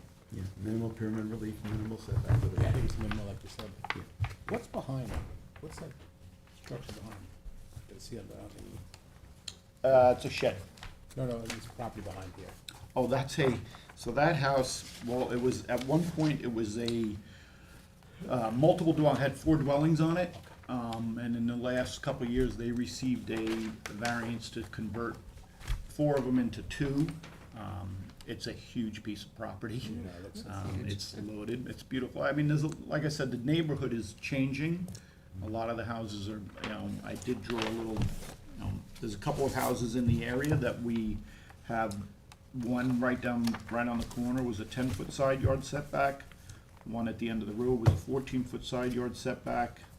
The other ones are obviously much bigger. There's 4,000 Pyramid, there's, a lot of them are much bigger. So in comparison, ours is really minor. I have no problem. The width of the property is 75 feet. Yes. It's pretty minor to me. Yeah. Any other questions, members of the board? Is there anyone who's here in the audience who would like to be heard in connection with the application of battle? This is for property located at 12 Cove Road East in Noyak. Is there anyone who's waiting to be heard on Zoom in connection with this application, which again is for property located at 12 Cove Road East in Noyak? If you're waiting to be heard on Zoom, this will be the time to let us know by raising your hand. No one on Zoom. Okay, thanks, Kevin. Bob, it's yours. Okay, I move to close the meeting, hold it open for written submissions until 9:22 with decision on 10-5. Second. Mr. Macedonia. Aye. Mr. Leonard. Aye. Mr. Daly. Aye. Ms. Kern. Aye. Ms. Burgess. Mr. Tudhill. Aye. Chair votes aye. Thank you both for being here. Thank you. Thank you. Keith, you holding up okay? Maybe. He's not doing well tonight. Is he all right? Keith, Holding up all right? you're sticking around? Yeah. Okay, just checking. Even though John's coming to the table, I'll stick around. Can't miss that. He promised me that he wouldn't be We long. got the 3-minute rule in effect. It'd be the first time in 20 years.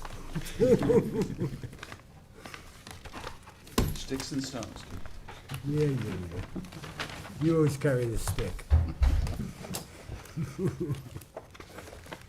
Let's go start reading. All right, here we go. Item 5, it's Inter Vivos Deed of Trust and N. S. Abel dated May 8th, 2015. 43 Dune Road in East Quogue, Suffolk County Tax Map 900-385-2-73.9. Oh, it's my application. Applicant requests relief from the following provisions of the town code. 1, for a proposed one-family dwelling on a non-conforming lot. 330-115C, continuance for total side yards setbacks from the existing 26.7 to 26.1 feet.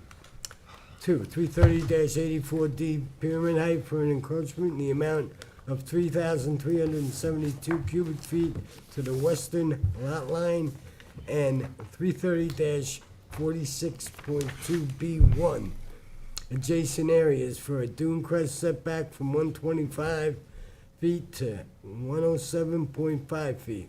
2, for a proposed swimming pool, 330-46.2 B1 for a dune crest setback from 125 feet to 89.1 feet.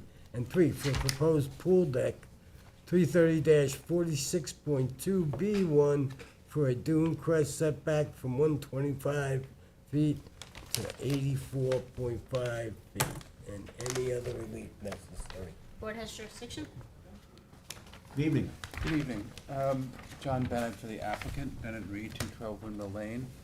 Robert Marker, who's the project architect, should be on Zoom. I don't think we're gonna need him, but he's here if you have questions for him. We submitted the affidavit of posting and mailing. And I also submitted a package with an email from Dennis O'Rourke and a stipulation and settlement going back to 1989 and some CNRs on the property. This property was one of 9 lots that back in 1989 was the subject of a settlement between the town and the property owner. The property owner had 23 separate lots on a tax map that had been checkerboarded, and came into the town and wanted 23 building permits, and the planning board said, we don't really recognize that. In effect, de facto subdivision, these lots were put in separate owners prior to 1957, just made it, a lawsuit, ensued, and there was a stipulation of settlement, and 9 lots were agreed to. And the reason I'm telling you about that is because one of the things the building department said is we needed relief for a side yard and total side yards, but we don't, because the stipulation of settlement and the covenant that was filed for all of these 9 lots state that it's a 10-foot minimum and 15-foot, sort of a 25 feet total. So we meet that, those side yard setbacks, and indeed there's a email from Dennis O'Rourke to InterScience, who's working with me on this, stating that he agrees that the setbacks are set forth in the January 25, 1990 Declaration of Covenants and Restrictions. So I've given you all that. So we conform with the side yard setbacks, both minimum and total. It's a narrow lot, there's wetlands in the north. We conform with the coastal erosion setback. And candidly, I'm not quite sure why I'm here tonight, because this house has benefits, the existing house on the property benefits from a variance for dune crest setback and a variance for pyramid. And in both cases, both the dune crest setback and the pyramid, thank you, I'm sorry, we're doing less. So to me, I'm should be building pursuant to a variance that runs with the land. It's a new house, but it not only stays within the context. I'll put the variance application in there, but I'm just sort of scratching my head. To me, it runs with the land. But if like a variance, a prior variance had a proposed structure, and that structure's being changed, whether the relief is more or less, we generally will modify. Yeah, no, I understand that. I think that's the wrong direction, and I'll go to my grave thinking that, because if the variance runs with land, it runs with land, it runs with land. So if I'm staying within the, variance, building envelope, but in any event, so I'll put the application in, but, so there is a residence there. It's a strange looking house. This house is gonna be much nicer looking, and I know that's not necessarily your purview, but I think to the extent that you have a nicer house there, it's just a nicer thing generally. It's a very traditional looking house. The one there now is rather odd looking. So the existing improvements were constructed pursuant to variance issued by this board April 18th, 1996, in the matter of the application of John Iacono. The relief was in the Iacono was granted 81 feet from the crest of dune. We're doing less. And pyramid restriction relief was granted. You just told me your 3 minutes is up. I haven't said it, John. I have a joke on 3 minutes or up, but I can't share it because I'll probably be deeply smart. But in any event, or at least censured. So we have an application. We have obtained a conservation board permit. We have all the conditions. We're still waiting for the permit. And once that permit is granted, the setback will be 100 feet, not 125 feet. So the reason I bring that to your attention, this is the required setback. The reason I bring that to your attention is the percentage is less. So in terms of the setbacks. John, could you tell me what the pyramid relief was for the original? Let me tell you that. Maybe that's that's what I I'm did looking. not see it in the variance. I don't see it in the variance It either. references an architectural plan by Russo, but it doesn't say what the amount of. The applicant seeks relief for a pyramid encroachment of 3,370 cubic feet along the westerly property line. Okay. The prior total encroachment was 5,035.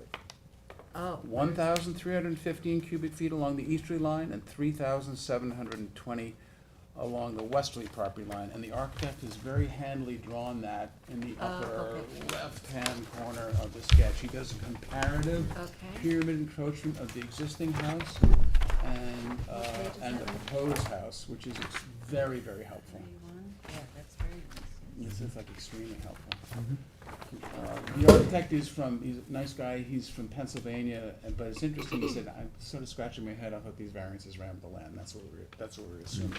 So this is an extremely helpful sketch, so you can see. So it was 3720, It was. the original.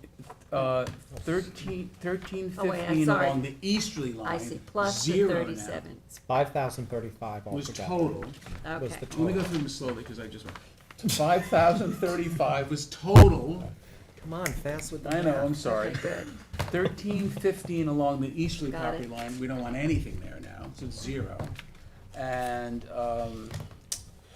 it was 3,720 along the westerly line, we want 3,372, so less. Good.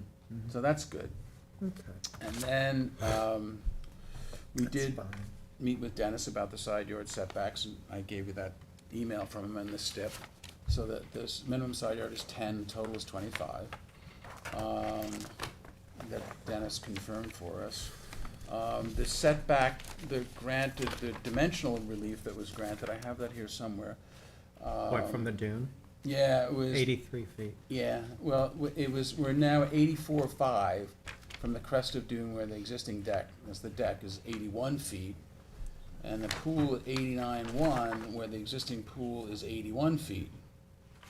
So we're You're within the, getting further. you're in striking distance. Not only are we, we're making it better, not by a large amount, but less than the Yeah. existing variance. Yeah, So- and it's worth mentioning that, I mean, there are many lots that deal with these coastal erosion, hazard area, 125 feet or, reduced in this case, that it's just literally impossible for them to comply. And so. And we are behind the coastal, actually behind the coastal erosion hazard line, which is good. Yeah, Right. yeah. I can go through the 5 standards, I've got stuff on it, if you need it, I'll do Keith, it. what do you I say? think it sort of speaks for Yeah, itself. it's up to Keith. It's up to Keith. Okay. I think we've made a good case. I think we've made a good case. I And don't think we Susan have took to- over. It's all good, okay. it's all I'm good. answering for Keith. It's all okay. So it's less than the relief that, the house that's being constructed has less less relief than- non-conformity than the relief that was Correct. previously granted, which is Significant. nice to signify. Okay, any other questions, members of the board? Katie, you have any? Nope. Okay. All right, is there anyone from the public who would like to be heard in connection with this application, which is the application of inter vivos deed of trust of Ann S. Abel, dated May 8, 2015. This is for property located at 43 Dune Road in East Guelph. Okay, if you can either have a seat or go to the podium. I prefer to stay here if you don't mind. No, we have to have you on tape. You have to Sorry. go on the microphone. Come sit We here. have to have you on tape. We have a You can recording sit here, system. ma'am. Yep, No? yep. Just get up. Just need an extra microphone. Hi, Sean. Okay, just have to swear you in, so if you can state your name and address for the record, please. My name is Debbie Giuffre-Dusa, 45 Dune Road. I live next door, East Quogue, New York. Okay, and do you swear to tell the truth, the whole truth, and nothing but the truth? Absolutely. Okay. Is your last name Which side? G-I-U? or G-I-U-F-F-R-E. Which side? F-F? 45. R-E. R-E? So is that to the left? How do you pronounce to that the east again? or the west? Giuffre. East to the west, you live, to the east To to the the west. east or the West. west? West. To the west. Okay. Okay, first of all, I'd like to preface everything I'm gonna say by telling you, today at 5 o'clock was the first I've heard of any of this, and I am the next door neighbor. Okay. Nobody has notified us or any of the rest of my neighbors. So I'm gonna speak on behalf of the 5 houses No, that he's you- speaking of.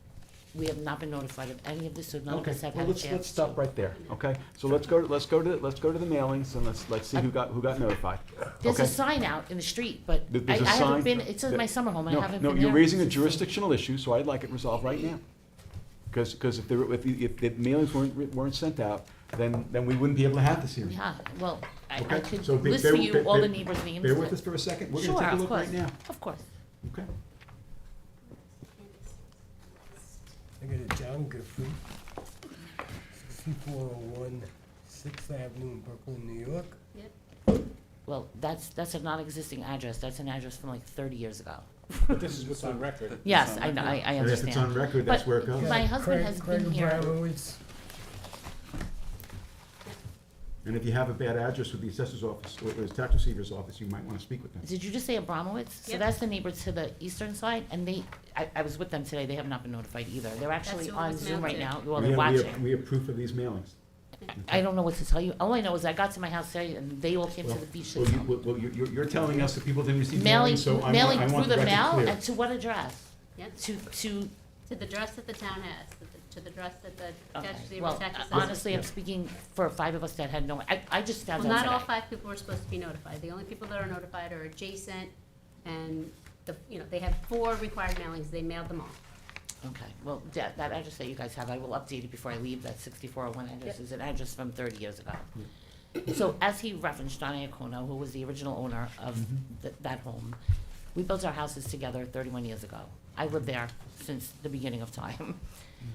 We know nothing about this. This gentleman purchased this house 4 years ago, came for 1 weekend and never came back. So I lived next door to what is an abandoned home for the last 4 years, with weeds this tall and animals running through them. And I didn't want to go to town and report it as an abandoned home, because I don't want to be that neighbor.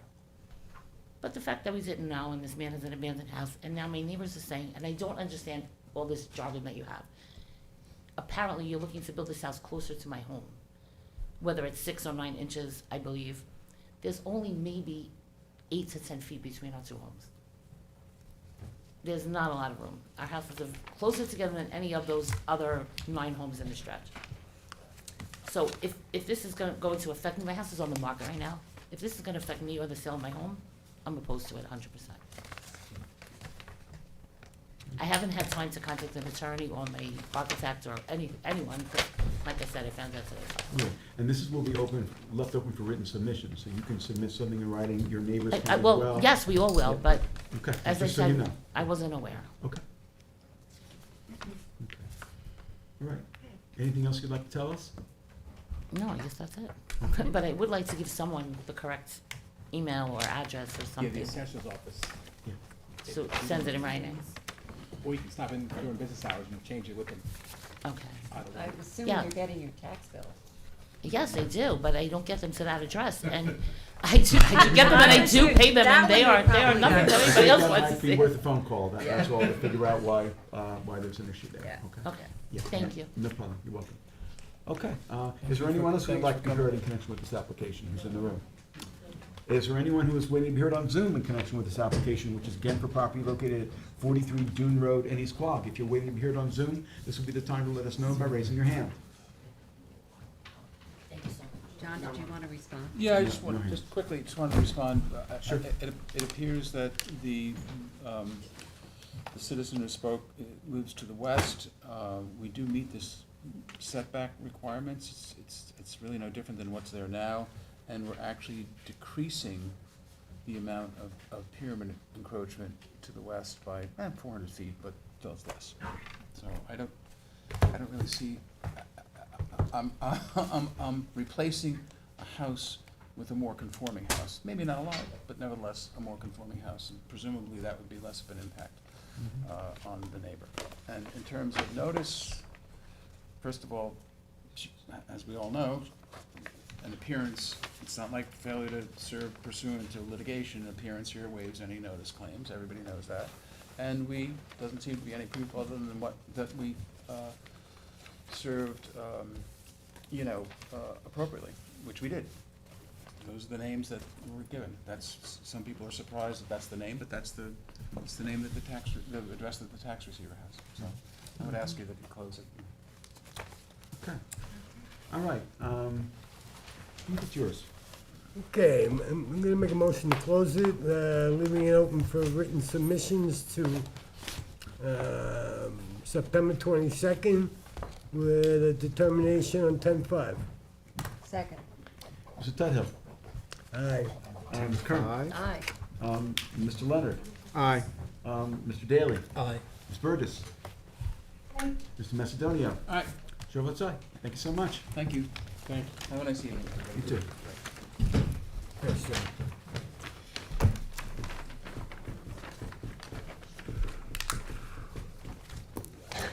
Item 6 on the agenda is Linda Musatelli, 133 East Avenue in Flanders, Suffolk County Tax Map 900-145-2-60. Applicant requests relief from the following provisions of the Town Code for a proposed one-family dwelling on a non-conforming lot. 1, 330-6, that references 330-11, Residence District's Table of Dimensional Regulations. For a principal front yard setback from the easterly property line, East Avenue from 40 feet to 30 feet, and a principal front yard setback from the northerly property line, Wilson Street, from 40 feet to 15 feet. And 2, 330-84D, pyramid height for an encroachment in the amount of 1,680 cubic feet, 840 cubic feet on the north, and 840 cubic feet on the south, and any other relief necessary. Board has jurisdiction? Good evening, I just have to swear you in unless you're an attorney. Yeah, no. Okay, can you state your name and address? Monica Majewski, 30 Stoller Drive, East Cliff, New York, 11942. And do you swear to tell the truth, the whole truth, and nothing but the truth? I do. Okay, if you can tell us about the application. Yeah, hello, good evening. So I'm representing the owner of 133 East Avenue in Flanders. And this is a non-conforming lot, R15 zoning of 6,000 square feet, so 60 by 100. So this lot is single and separate since the new zoning was adopted in 10/14/1957, or prior to that, that's the date they checked. And we're asking two front yard reliefs, since this is a corner lot, on East Avenue of 10 feet and off of Wilson 25 feet. The entrance and the driveway were proposed on East Avenue with the 30 feet setback. We're also asking for a pyramid height relief for a total encroachment of 1,680 cubic feet, 840 on each side. So we're proposing two-story dwelling of footprint of 1,141 square feet, which is below the 20% of lot coverage required. So there are some houses and they are smaller and larger. When I was driving around, with some have a smaller front yards on Maple Avenue especially, but you know, they're all different. And you know, the neighborhood is changing like any other neighborhood. So we think that the relief would not, if granted, would not have any adverse impact on the physical and environmental condition of the neighborhood. The new IA system, and there's a public water to connect to. We think that the hardship was not self-created, as the lot is undersized in the current R15 zoning, and the relief is substantial, as this is a corner lot, so we're asking for 25 feet off of Wilson. That's pretty much all I have. What is the square footage of the house? So the first floor is 1,141, and second is 1,059, so 2,100 with the garage. Yeah. So the house is, the proposed house is pretty much centered on the property, which is good. The pyramid relief is not nothing, but it's less than 2,000 cubic feet. And the only thing that's, you know, I wanted to mention is this 40 feet to 15 feet from the northerly property line from Wilson Street. If this were 15 feet from a house next door, I would be concerned about it impacting, you know, an adjacent property, but because it's 15 feet from Wilson Street and the next lot is across the street, it probably won't have much of an impact. On the other hand, there may be people here who are concerned. I'm not sure. I did speak with two neighbors, but Yeah. they didn't, just ask the questions, they didn't Okay, no give me problem. any details. Yeah, so, so those are my thoughts. Any other comments, concerns? What are the setbacks of some of the other houses on Wilson Street?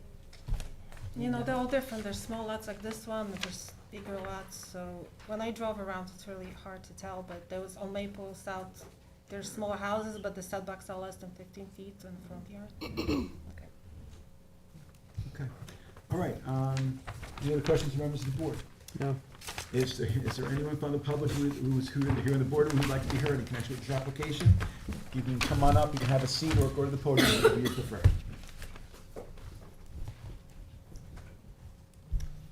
And I just have to swear you in, so if you can state your name and address for the record, please. Cassie Barron, 137 East Avenue, Flanders. And do you swear to tell the truth, the whole truth, and nothing but the truth? I do. Can I ask if your last name was Barron, like B-A-R-R-O-N? B-I-E-R-E-N. B-I-E-R-E-N? Yes. Thank you. Okay, if you can give us your comments.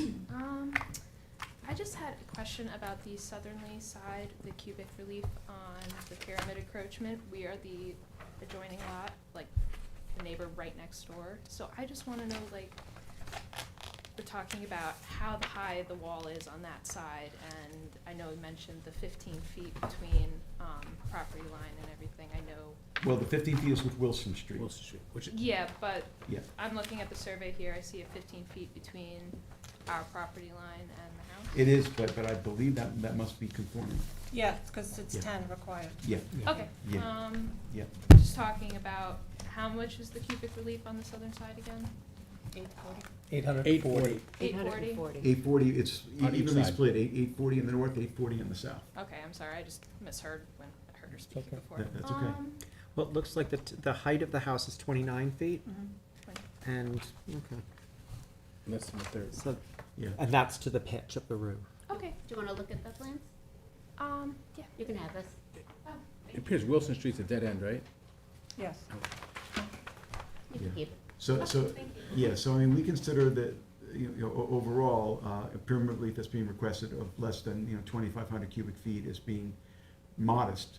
Yeah, no, I just wanted to yeah. know if it was like centered right in the pyramid or if it was leaning. Right, right. I mean, looking at the survey, it looks to me like the house is smack in the center of the Yeah. property. So, I mean, if they moved it to the north and moved it to the south, it would just impact one side or the other side more, so they Yeah, of course. evenly split it instead. All right, thank you. Okay, great, thank you for comments. Okay, is there anyone else who would like to be heard in connection with this application, which is for the application of Linda for property, or maybe Linda's the first name. Yes. And Nusatelli, for property located at 133 East Avenue in Flanders. Is there anyone who's waiting to be heard on Zoom in connection with this application, which again is for property located at 133 East Avenue, Flanders? If you are waiting to be heard on Zoom, this would be the time to let us know by raising your hand. No hands, okay. If not, I will move that this application be closed, except for written submission this evening. The deadline for written submissions will be September 22nd, and we will have this ready at our October 5th meeting. Second. Okay, Mr. Daly. Aye. Mr. Leonard. Aye. Ms. Kern. Aye. Ms. Burgess. Mr. Macedonia. Aye. Mr. Tudhill. Aye. Chair votes aye. Thank you so much for being here. Something going on with the volume there. Yeah, Helen's volume's not doing too well. Nope, not tonight. Okay. She sits back. Yeah. When she sits forward, it's Yeah. two six. Moving right along.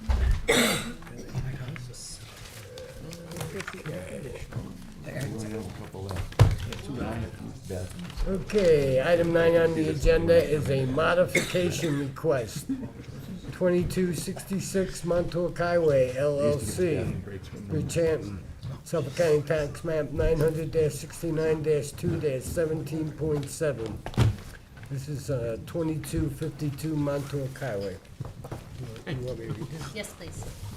Okay, on January 7th, 2021, by decision P021003, this board granted total lot coverage, a parking variance, and setback variances for a proposed two-story building, restaurant on the first floor, and 4 residential senior apartments on the second floor, and a proposed two-story dwelling to be located at the subject property. By letter dated June 20, 2023, Carl Benacasa, attorney for the owner, requests that the said decision be modified as there has been changes to the development plan, to wit, replacing the two-story commercial residential building with 2 buildings connected by a pergola. The board has jurisdiction. Good evening. Good evening, Mr. Chairman, members of the board, always good to see you. With me is Sean Leonard, the architect for the applicant. Sean, I can swear you in if you'd like, and just state your name and address to the record, please. Sean Leonard, 320 Hampton Road, Southampton. And do you swear to tell the truth, the whole truth, and nothing but the truth? I do. Thank you. And Carl Benacasa, 860 Montauk Highway, Watermill, New York, for the applicant. I think it's smart to first go through the previous variance approval.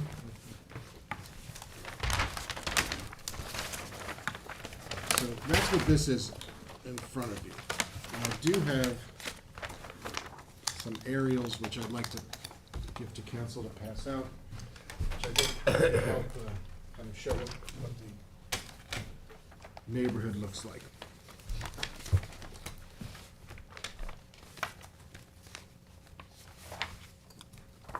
So, in 2021, this board issued a variance allowing for the relief, which I'll just go through on this, according to this site plan, which was the site plan at the time. First, it asked for a 50% reduction from 50 feet to 15 feet of the transition yard from the residential zone directly to the north of the property. This is in the HO district. Along this entire northern boundary line, permitting 19 spaces to exist within that setback. Then, along the side yard here, it asked for a minor variance from 15 feet to 12 feet for a side yard for a residential building. That residential building you'll see is on the current proposed site plan as well. Front yard setback was reduced from the required 30 feet to 27 feet, so a minor along the front yard with Montauk Highway, so a minor variance along that front yard with Montauk Highway. And along the front yard with Butter Lane, there was a variance permitting a front yard setback from 30 feet to 26 feet. So again, another minor variance. In addition, lot coverage relief was granted. 20% is permitted, 22% was the relief granted for this proposal. So that's the relief that was granted. As you can see, most of the relief was minor variances, except for this transition yard relief, which as for a 15-foot setback where 50 is required for the parking area. So now, turning to the application before you.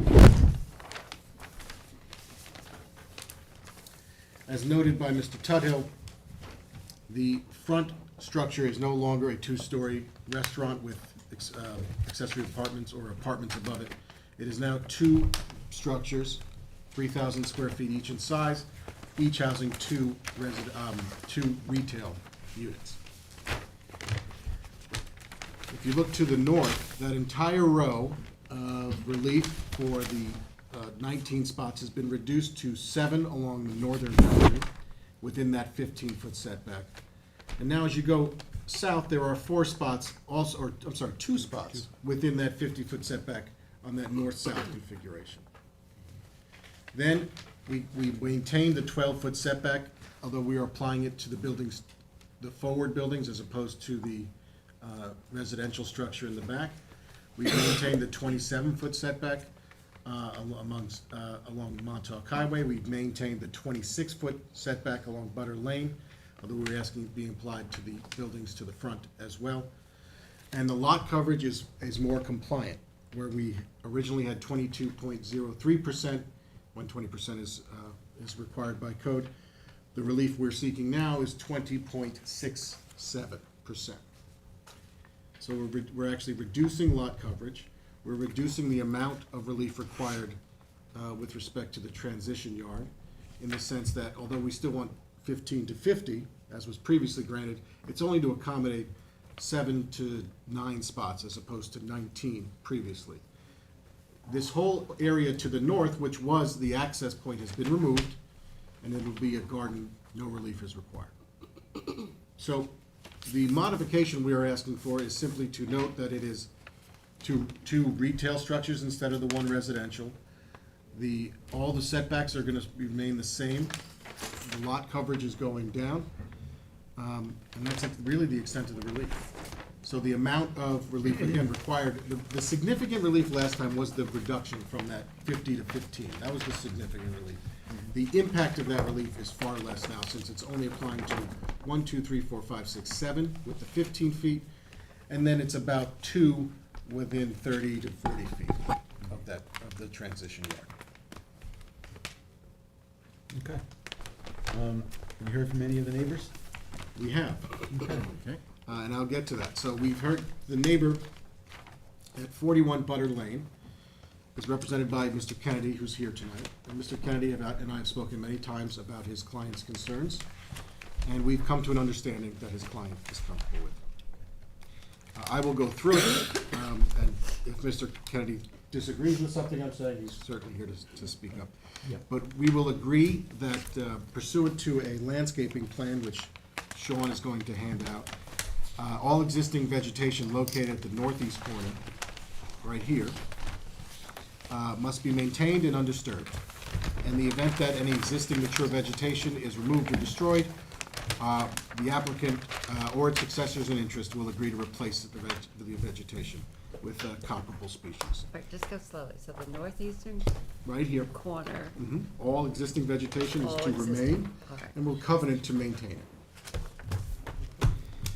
So that backs up to the residential. That's exactly right. Okay. Right It's- over here. the whole So- property is covered with vegetation right now. Well, I mean, other it's than like- what has to be removed, Okay, yes. yeah, And okay. there's a landscape plan that Sean's passing Okay. along, so we're gonna That be would be planting as helpful. well. But this area right here. Number two, in addition to the plantings located along the northern and eastern boundaries of 2252 Montauk Highway, the subject parcel, our client or their successor in interest agree not to install any structure in this proposed area. No problem there, no intention of structure. We'd have to come to you for a variance if we were to try to put a structure there anyway. But we would covenant not to install any structures. All existing and new vegetation shall be maintained in good, healthy living condition and must be replaced should any die. We're fine with that. And then their lighting fixtures, there's lighting fixtures you can see throughout this plan. They're sometimes hard to see, but they're there. They'll all be in compliance with a lighting plan that's referenced in this letter and was agreed to in the previous iteration of this site plan. No light pole will exceed a height of 9 feet, and only low-lying light will be a buffer. So we've agreed to mitigation on the lighting. Obviously, it has to be dark skies compliant anyway, but mitigation on the lighting. We've agreed to have ongoing responsibilities with respect to the buffering and the landscaping, and we've agreed that no structures will be ever placed in that area. And my client, the applicant, is absolutely fine with that. We received another letter from Jeff Murphy, representing one of the owners across the street, 24 Butter Lane. There's a bus depot over there. Mr. Murphy's concern was principally with respect to this access point. The cross-access requirement is something, and I'm sure Anthony can speak to this, that the planning board is going to require. They want to feed access off onto Butter Lane and to the lighted intersection at Montauk Highway, Butter Lane. So cross-access is going to be an element no matter what. Frankly, that's not a consideration for this board. We're not really asking for any relief with respect to cross-access, so Mr. Murphy's point is well taken. I think the applicant would disagree in the fact that the access point is 165 feet from the intersection. Plenty of room exists between the intersection and the access point. But again, that's a consideration that this board should not be brought into, frankly. We're not asking for any relief there. And then I believe there is another neighbor with representation here. I understand his concern is with respect to the variance in these parking spots up here. We've had some discussions. He just reached out to me, the representative yesterday, and we've had a few discussions. But he's here, and I'm sure he can express what his concerns are. Okay, very good. Okay, not sure who would like to go first. I'm gonna be quick. Can I jump up there? Sure. At the podium? Whatever you prefer, podium or having a seat. Good evening, Mr. Chairman, members of the board. Brian Kennedy, partner with the law firm of Forcelli, Deegan, Tirana, 333 Earl Ovington Boulevard, Suite 1010, Uniondale, New York. We represent Ms. Bobby Serrell, who lives at 41 Butter Lane. We have worked closely with Mr. Benincasa on this, and he is accurate in indicating our client no longer wishes to oppose this. He and I did agree to a letter agreement that he previously provided a signed copy of earlier this afternoon. I would ask that you make that executed copy part of this record. It indicates that we are withdrawing our opposition at this point. with the understanding that there will be covenants and restrictions later imposed either by this board or the planning board that will reflect our client's concerns. Thank you. Let the record note I just submitted it for the record. I have received it. Okay. Thank you.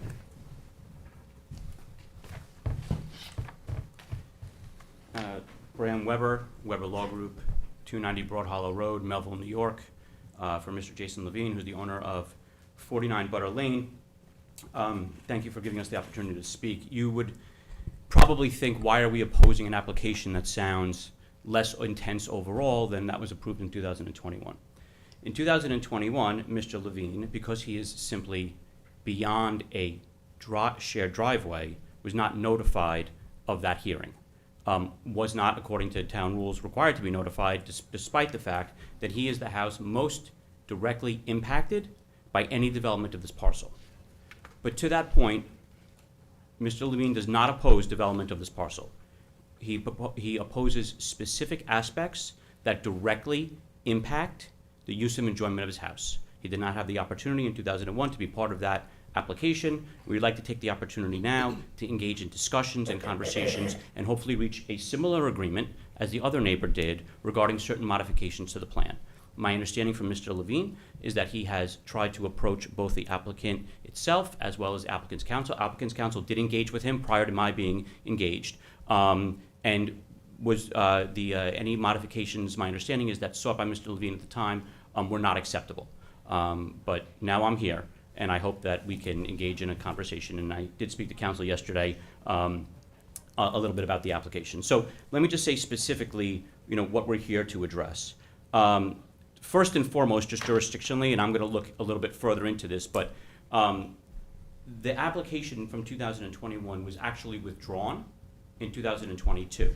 Now, this application was now sent back to this board by letter as a modification, but there is a letter from 2023, but there is a letter from 2022 actually withdrawing the entire application. So I'm not certain that we're appropriately here jurisdictionally by letter modification. But again, I'm going to look further into that and see if that's the case or not. But I just have to stop Yeah. you. What do you mean it was withdrawn? I mean, there was a decision rendered. So what have you, maybe the application before the planning board I was think that's the withdrawn? confusion. The planning board application was Yeah, withdrawn. I mean, this board rendered a decision. Correct. Yeah. Correct, so- but the application itself for this address with this section, block, and lot number said it was withdrawn. So the letter says it was withdrawn. It doesn't reference planning board, doesn't reference zoning board. Okay.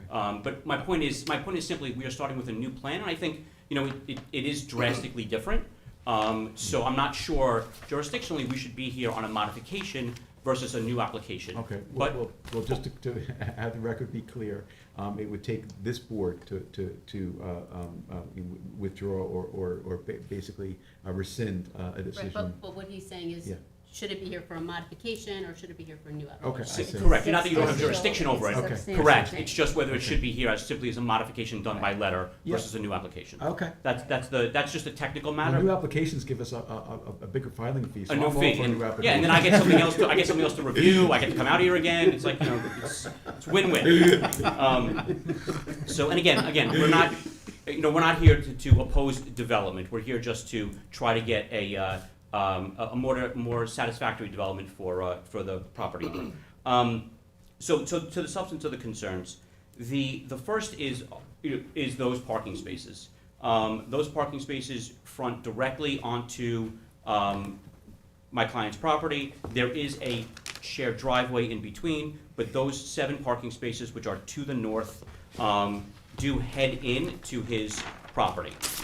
So he will be affected by noise and certainly lights of those for those 7 parking spaces. So what we request is removal of those 7 parking spaces from the application, as well as the 4 parking spaces to the west, which are most closest to his residence. Again, leaving the remainder of the parking available. Absent removing those parking spaces, which would be the best benefit, significantly more landscaping and plantings in the buffer. It's only a 15-foot buffer. Your code, as council said, requires 50 feet. It was reduced to 15 by variance in 2021, but we're certainly looking now to have significantly more landscaping planted in that area. in order to buffer the two properties. Like I said, the other option would be to remove those 7 head-in parking spaces, which would be the better resolution for my client. Second, and I do question, I did mention this to council, earlier we were conferencing in the hallway, the plan reflects a residence, Building C, as a 6-bedroom, single-family residence. My understanding is that it's not actually going to be used as a 6-bedroom single-family residence. It may be used for staff, it may be used for family. It appears constructed to look more like a complement to the inn. So while I understand we are not here for use purposes, the parking is calculated as a single-family residence. It has 6 bedrooms. There is no opposition to staff housing. We wouldn't be opposed to that. We just need to understand more what the use of that building is going to be, and whether those 6 bedrooms are designed for 1 occupant, 2 occupants, 4 occupants, if it is going to be staff housing, because again, I think that changes the dynamic of the application, but from a use perspective, we're not opposed to it being staff housing with some level of reasonable restriction on occupancy. But again, the plan itself reflects it being a single-family residence. It doesn't appear to be a single-family residence on the plan, and my understanding is that it will not be used as a single-family residence. And then I just wanted to make one more comment. Understand it's not before this board, it's a planning issue, but it was made mention. The access point onto Butter Lane, if you look at it, overall, it seems the perfect opportunity for a cut-through. So that is something further we'd like to discuss with the town and the applicant. We actually think it doesn't work for the residents of Butter Lane. It doesn't work for the applicant either, because it would cause the applicant's property to be used as a cut-through.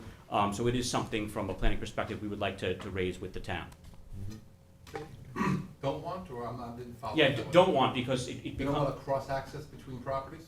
I just want to make sure I understand. No, not cross-access, the egress onto Butter Lane, because what a motorist will be able to do is make a right-hand turn, stop before the light, not have to wait at traffic, wait for the light, be able to make a right-hand turn onto the property, and then exit onto Butter Lane. Basically used as a cut-through, as many corner properties are used that have access like that.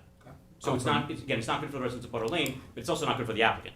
And this is a really a planning board, planning. I want to make sure I understand that, so the people then would enter onto Montauk Highway instead of cutting through Butter Lane. They would go off Montauk Highway through the property onto Butter Lane. It seems like a lot of. And avoid miss the light. But if that was removed, all traffic would be directed to Montauk Highway, which I think is the planning, that's the planning purpose. That's a planning issue that requires. That's fine, I wanted to raise it here, as for purposes of discussion, but specifically speaking, we don't want to oppose the application. We will defend our legal rights, however. And we are asking for, reasonable accommodations. I don't think anything we're asking for is unreasonable. We'd like to engage in some constructive discussion, which prior to my involvement evidently did not occur between the applicant and the neighbor. If you could, on the survey, just show me where your client's house is. May I approach? Yeah, please. Mr. Mastani, This one right, is it right here? That's correct, yes, that whole property. Okay. Just wanted to make sure I had And it your right. client wasn't notified of this proceeding either? He was notified of this proceeding. I didn't say that. Last year. So for the record, I see. Mr. Levine, as his client, came to one of the initial planning board meetings and noted he wasn't being notified because he's technically not. So we are voluntarily notifying him of all of them. And I had no issue with that, and I didn't claim that we were notified here today. Okay. No, Just but- of 2021. But we're voluntarily. Yes. Exactly. Yeah. Okay. There's a gravel driveway. Yeah. So the good news, as far as I'm concerned, is that there seems to be a willingness to have a dialogue. That's always an encouraging thing. I always like to see neighbors get along whenever possible. So to me, this is an opportunity, if both sides are willing. I don't know that we're gonna be able to resolve everything tonight, and we only have one more application on, although I'm not sure how long that one's gonna go. But to have a conversation would be helpful, I think. The question is how we go about it. I mean, we could go about it by letting you have that discussion after we close the public hearing and waiting for a decision, or we could adjourn. And put on for another date. That's really, I'll ask Carl first. The applicant's preference would be to close, and then we could have the discussion during the written comment period. Okay. I mean, I would, again, I would not, agree to close the hearing. I think we have issues to discuss. I think I've raised important issues here, so I'd like to keep the hearing open. If we reach an agreement, then there'd be no reason for any further testimony on my behalf. It would be like Mr. Kennedy is tonight. Yeah, okay. Adam, I just have a Sure. So if the plan is a modification request, Yep. if the board is going to keep the application the way it is as a modification request, I would also say not to close it, because I think I had a discussion with Katie that if it's gonna move forward, then I have to do a referral to planning.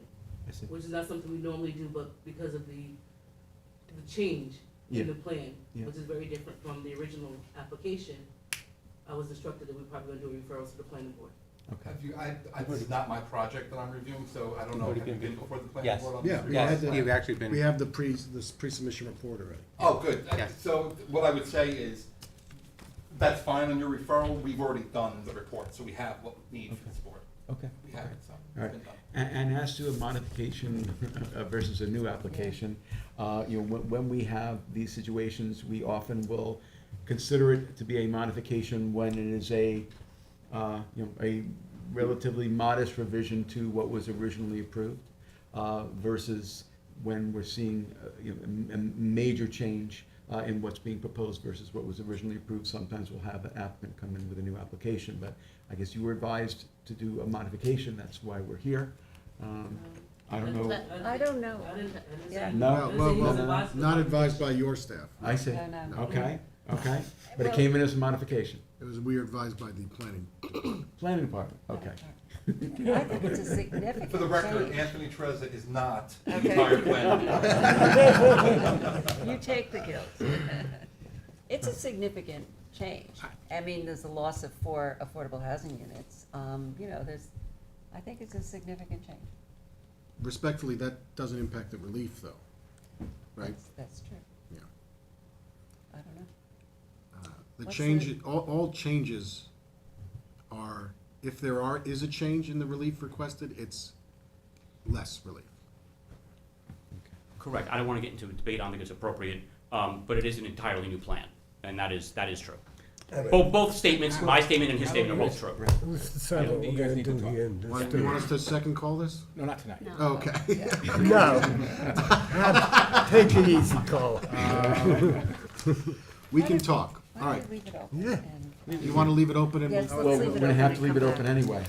We also have to, I believe we have to do secret again, that's what Right. I was talking to Anthony Can we do an about. uncoordinated secret on this? With the planning board taking lead agency, I'm not comfortable saying that, because the planning board do secret on this the first time. The last, The first application? Yes. As a general rule of thumb, the planning board likes to be lead agency. I know we could do uncoordinated, in this case, I can't say, Carl, to let this board do uncoordinated review, let them take lead agency okay. without, further. So but we could just do it with the planning board. You could do it with the planning board, it would be just as quick. Okay, so no problem. But we still need, I don't know what that means, but we still need to coordinate Well, secret. let me look at it, because the planning board could do one of two things when we get an application. When we get an application, and we provide for a new application, so what did we do the first time, was neg deck, right? So the planning board will review, see what the changes are, and if the changes aren't significant, then it's gonna proceed with their secret review like they did the first time. I would note that the pre-application report says it appears the proposed uses are less intense and may result in less traffic. That was in the section discussing secret. So I would So I think. guess what I'm saying is we're gonna have to do secret. And that may be true, again, impacts being relative, if the assumption of the study was that it was a single-family residence, that is not actually maybe the case. So we may have to have a new Well, that is what, submission report. that's what it is. I mean, if it's anything else, they're gonna have to need permission, they need That's permission true. from the town. They Yeah. need to convert it to a bed and breakfast or something like that. I mean, it's single-family dwelling. There's no provision for staff housing in the town code That's true. for this. It For there is- is it for is golf what it courses, is. there is for restaurants, So- there is for agricultural uses. So understood, so we would seek a covenant that's gonna be used as like a single-family house, which shouldn't be an The issue. then. covenant is the law, right? The town code. So I Nothing don't- prohibits an additional covenant. We're not agreeing to any use covenants on this. Okay. We don't know. So we have a lot of things to talk about. Right, but just Apparently. getting And maybe back- the town, does as well. And I think 10-5 would be a great date, so you have Yeah, plenty of time to have But wait, I just a wanna, I detailed just wanna back conversation. up to the secret again.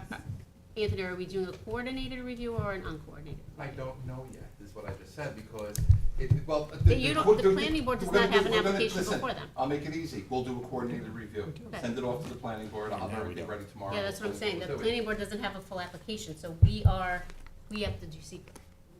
But the planning board could still be lead agency Yes, yes, regardless yes, of whether yes, they have yes. an application. Yes. But are we I'm just still- saying, in this case, last time, I made a recommendation that this board do an unlisted on a 2-lot subdivision that had a 4-foot variance. I was comfortable with that. This is a major site plan. Right.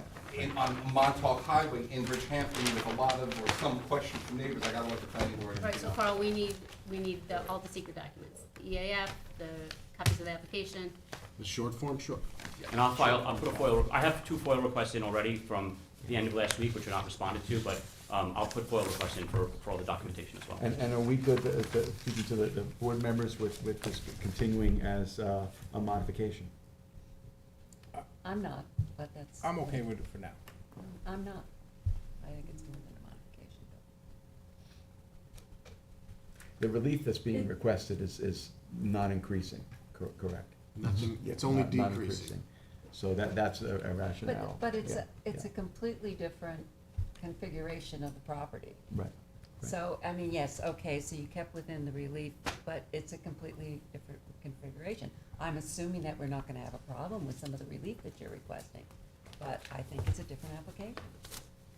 But Well, what I can say is, But- if you do a new application, I can say, I'd still have time to advertise for October 5th, so he doesn't lose time, because I our mean, new I applications have, are being scheduled at the end of the it was year. communicated to me that this could be a concern, so we have applications ready to go. I can bring it in and Oh, pay but the then fee why are we even tomorrow. discussing So then it? So why don't we do it? Let's Why- just why- do why- it. Why don't we just do it? Okay. Belt just and to- suspenders. To get rid of the But issue. we're gonna be on the 5th. Okay. I have time 10-5. scheduled for October Yeah. 5th. Okay. Just so you're not Yes. anything So at the end of the year. There you go. That's what I'm saying. That was the big concern. So- And we'll receive That was the notice. winning. Basically, yeah. We'll continue Yeah. to, oh, no, you don't do that, we'll continue to Yeah, receive he's, notice. he's been giving you the courtesy notice. Yeah. We normally Yeah, do we'll it. continue to File issue, that. to provide courtesy notice, absolutely. I don't know what's happening. So. I'm just taking Candace 10-5 said because I know I don't have a we're right to, adjourning this hearing to the 5th. I'm submitting applications for a new application with the new application fee tomorrow. And then So it will we be then a will new application. advertise it for the New 5th. advertising, everything. There's time to advertise for the 5th? Yeah. Okay. Yeah, okay. And So is is that, this considered a re-add, or is it a new? We're No, we're really it's adjourning it. advertising. and- No, it's an advertisement, there was no ad to begin with. Okay. It wasn't. Okay, new application. Okay, so Okay. before Are you happy? we do anything else. So now I'm gonna be here on my son's 14th birthday, but I did it to myself, Aw. basically. Yes, you did. I did it to myself. Yes, you That was did. a I did it to myself. self-created hardship. I'll be here. I wanted to close it. I'll be here.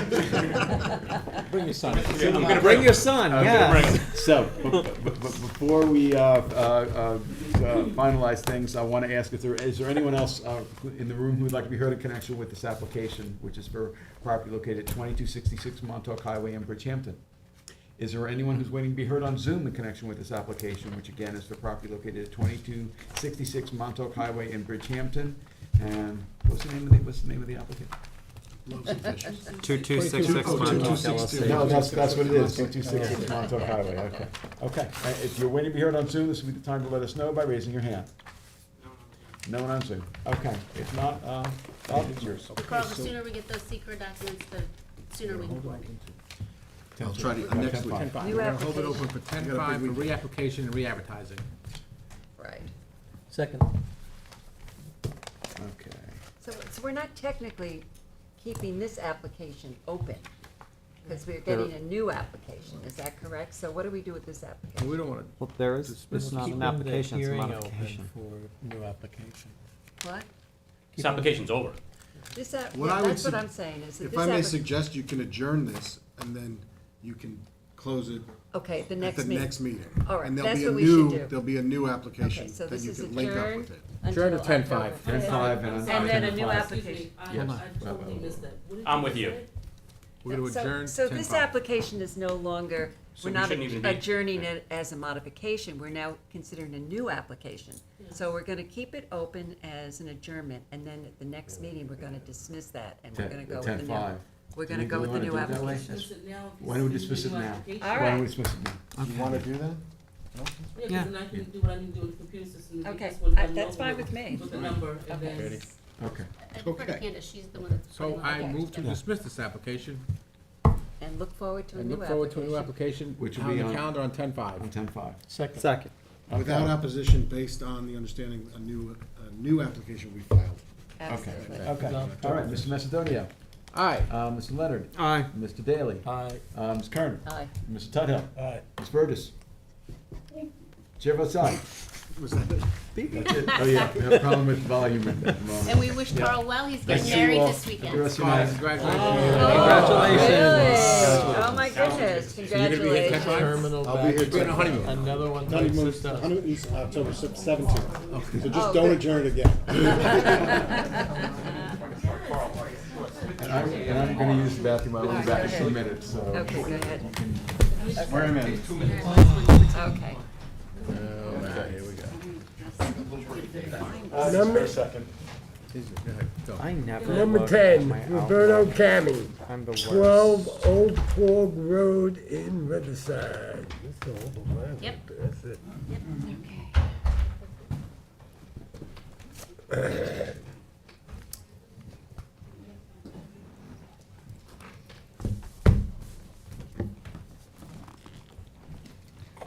Hi. All right, in Adam's absence, I'm going to swear you in. So, would you please raise your right hand? You might have been sworn last time. Oh, yes, you were sworn in the last one. All right, so thank you, Keith. We don't need to swear We you in. both sworn in last time, right? Okay. Yes. Yes, Okay, good. we don't need to swear in. No swear. You were sworn in last time. Okay, so do you want to explain what's going on? Yeah, we last were present before this board on July 6th. We presented an argument for a request for a 20-foot right-of-way. This is a property at 12 Old Quogue Road. I don't know how much I got to jar your memory. It was very complicated, or became very complicated. Katie Garvin asked me to present a clearer picture and a presentation that would make a little bit more sense. Did a tremendous amount of research. What I presented to the board then was that we have a piece of property that was divided out of a larger piece. I'm going to speak the narrative, and it'll make more sense as I go along.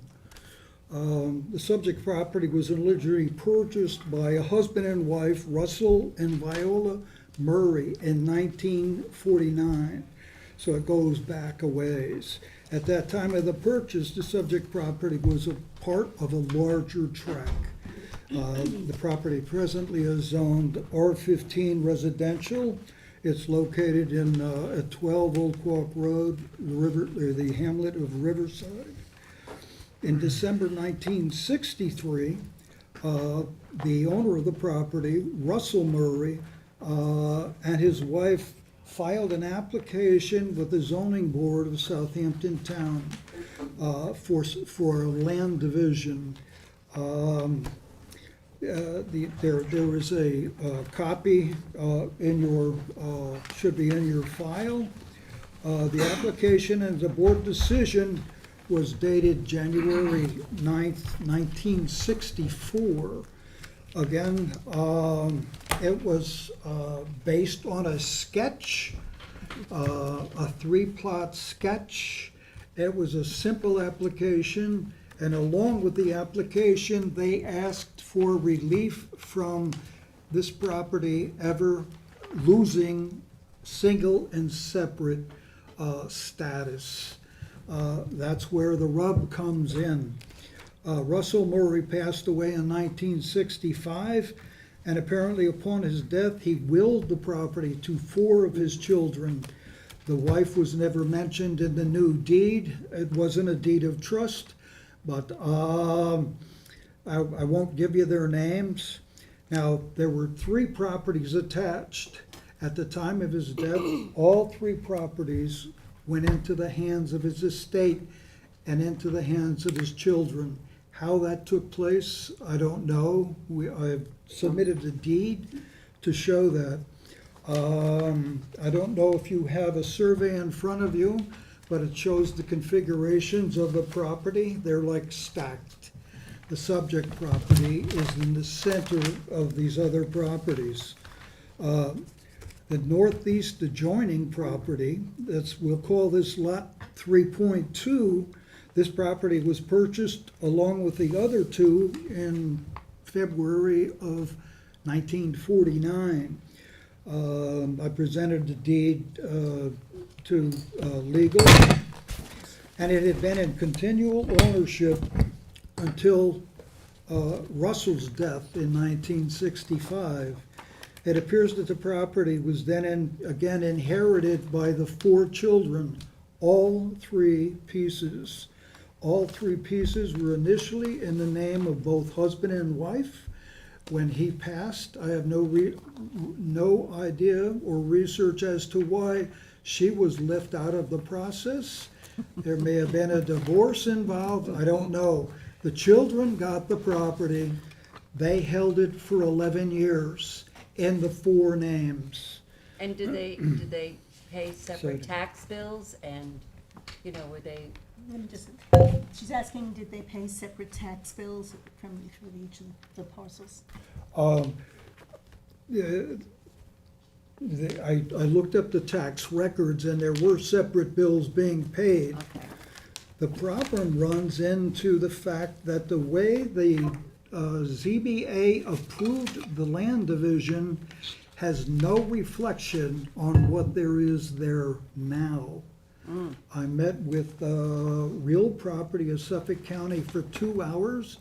They had difficulty figuring out the configurations, but they do it by described property, and they do it by description and Schedule A's. So what you have today was finalized in 1976. It just so happens that in 1976, the four siblings deeded back, conveyed the three parcels back to Viola Murray. There it gets a little bit confusing. This property, now I'm going to talk about the subject property. It was first purchased by the Murrays, Melvin and Viola, again in 1949. It was not in the configuration that it is in today, nowhere near. What do you mean by that? In other words, let me show you 1962.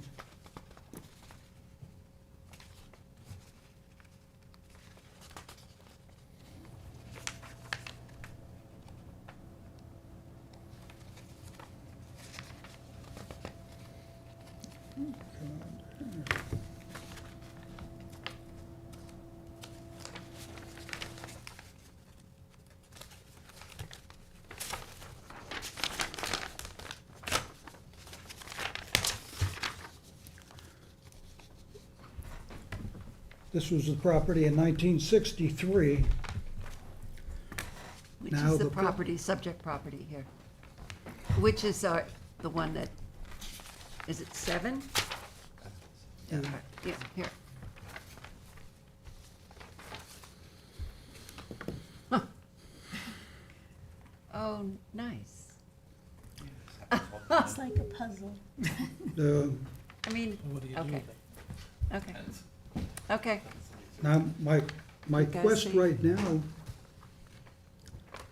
you should have that in the packet. Okay, thank you.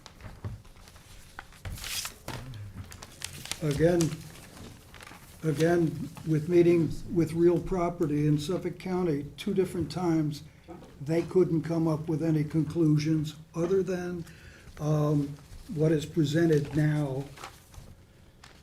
And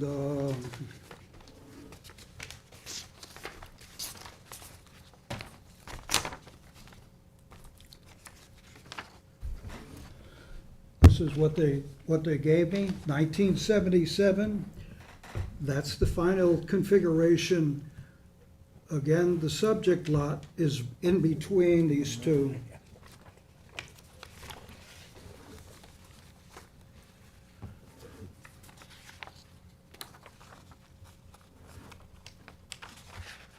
Okay.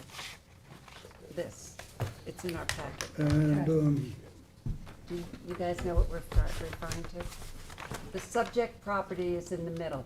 The middle piece. This is 1976, right? Is that what you I said? believe so, yes. 77. On Okay. the top of it, I think it's a seven. How do they access it now? 76. Bottom says 77. All right. If I may, this is for the Yes. applicant. What does the 1981 tax map show? Do you know? 81 times. 81, the one that the health department relies on. I say this to the board just as a little aside information, because we get a lot of these that pop up from 40, 50, 60 years ago, and you'll never be able to figure out how lot lines were, because they were deeded, they were done this, that.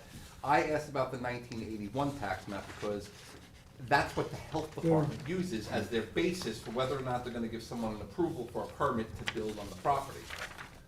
Now, if they went in today to the health department, and the health department came back and said, we could give you a building permit, that makes me feel more comfortable, because they're the ones that have the records that are better than ours. And they go right to that 1981, and from 1981, those lots look like that, the health department's comfortable, with the building permit, it always makes us comfortable. So that's why I asked about 1981, because if they can't get a building permit, because the health department comes back and says the map, now you, the planning board, now somebody's got to do something besides acknowledge that these lots exist. So that's why I'm asking about the health department. Do you Can't have get a that? building Is it permit, in- now we know for a fact the lot lines are all You should screwed have up. that also in there. Was that 1981, I'm just sir? asking. What's the year in this? This is from the, this is 76, okay. 76, and this is 92. Okay, Hasn't changed. okay. I have access to 81, so I'll take a look at some, not now, but obviously.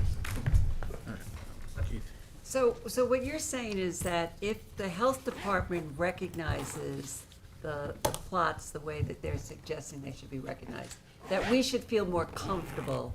I would be in a better position to advise either this board or the planning board, because what happens is, we get applications all the time, we process, we do a pre-submission conference, they go to the health department, and the health department comes back and says, the lots don't match what we have, and now we're backtracking and everything. So all I'm saying is if the health department gives out a building permit for a septic, water and everything, that means they've looked and their records show that this lot exists according to their records. By those specifications. By those specifications. Okay. Now, the planning board, we've done this before, the planning board is more comfortable. Once you go to the health department, again, they say, we can't issue a building permit because these lots don't look like what we have on record. Now it has to be fixed to get that map. And you're going to take a look. I'm gonna look into it, what I can. All right, so you're gonna look at the health I department. wanna look at that tax map because that's what they use there. She's saying that if they're not recognized by the health department, Right. then the health department, it'd be hard to get permits or anything for it. Right, And we'd have to then deal with it in a different way. Right. right. Well, Okay. what I'm saying is then it's going back to planning for a subdivision or a lot line change or something like that. Possibly. I mean, Possibly. yes. I mean, I'd hate to send them anywhere, but but I- this is, No, I this agree is with so you, Katie. I agree. convoluted. I agree with Anthony. If we can find anything That that will says- put this to rest, it would That's all I be, mean, yeah, yeah. it would I be nice totally to do agree. that. It'd be nice. I'm not trying to send them the Yeah, plan, yeah, that yeah. really work. No, you know, because We're I, not that evil. Dave did a lot of work. They And did. I think this Everybody's record looks agreeing. great. I'd like to put it off for one more, you know, just the next meeting. We can even put them in, as, you know, earlier rather than later. Just have Anthony update us so we have that peace of mind. Anthony's gonna update. All right, With the health so department in Anthony, we'll 1982. keep this Right. open. Right. So the idea is we keep it open so that Anthony can look at the 1981 tax map that the health department uses to see if it conforms to the configurations that you are describing here.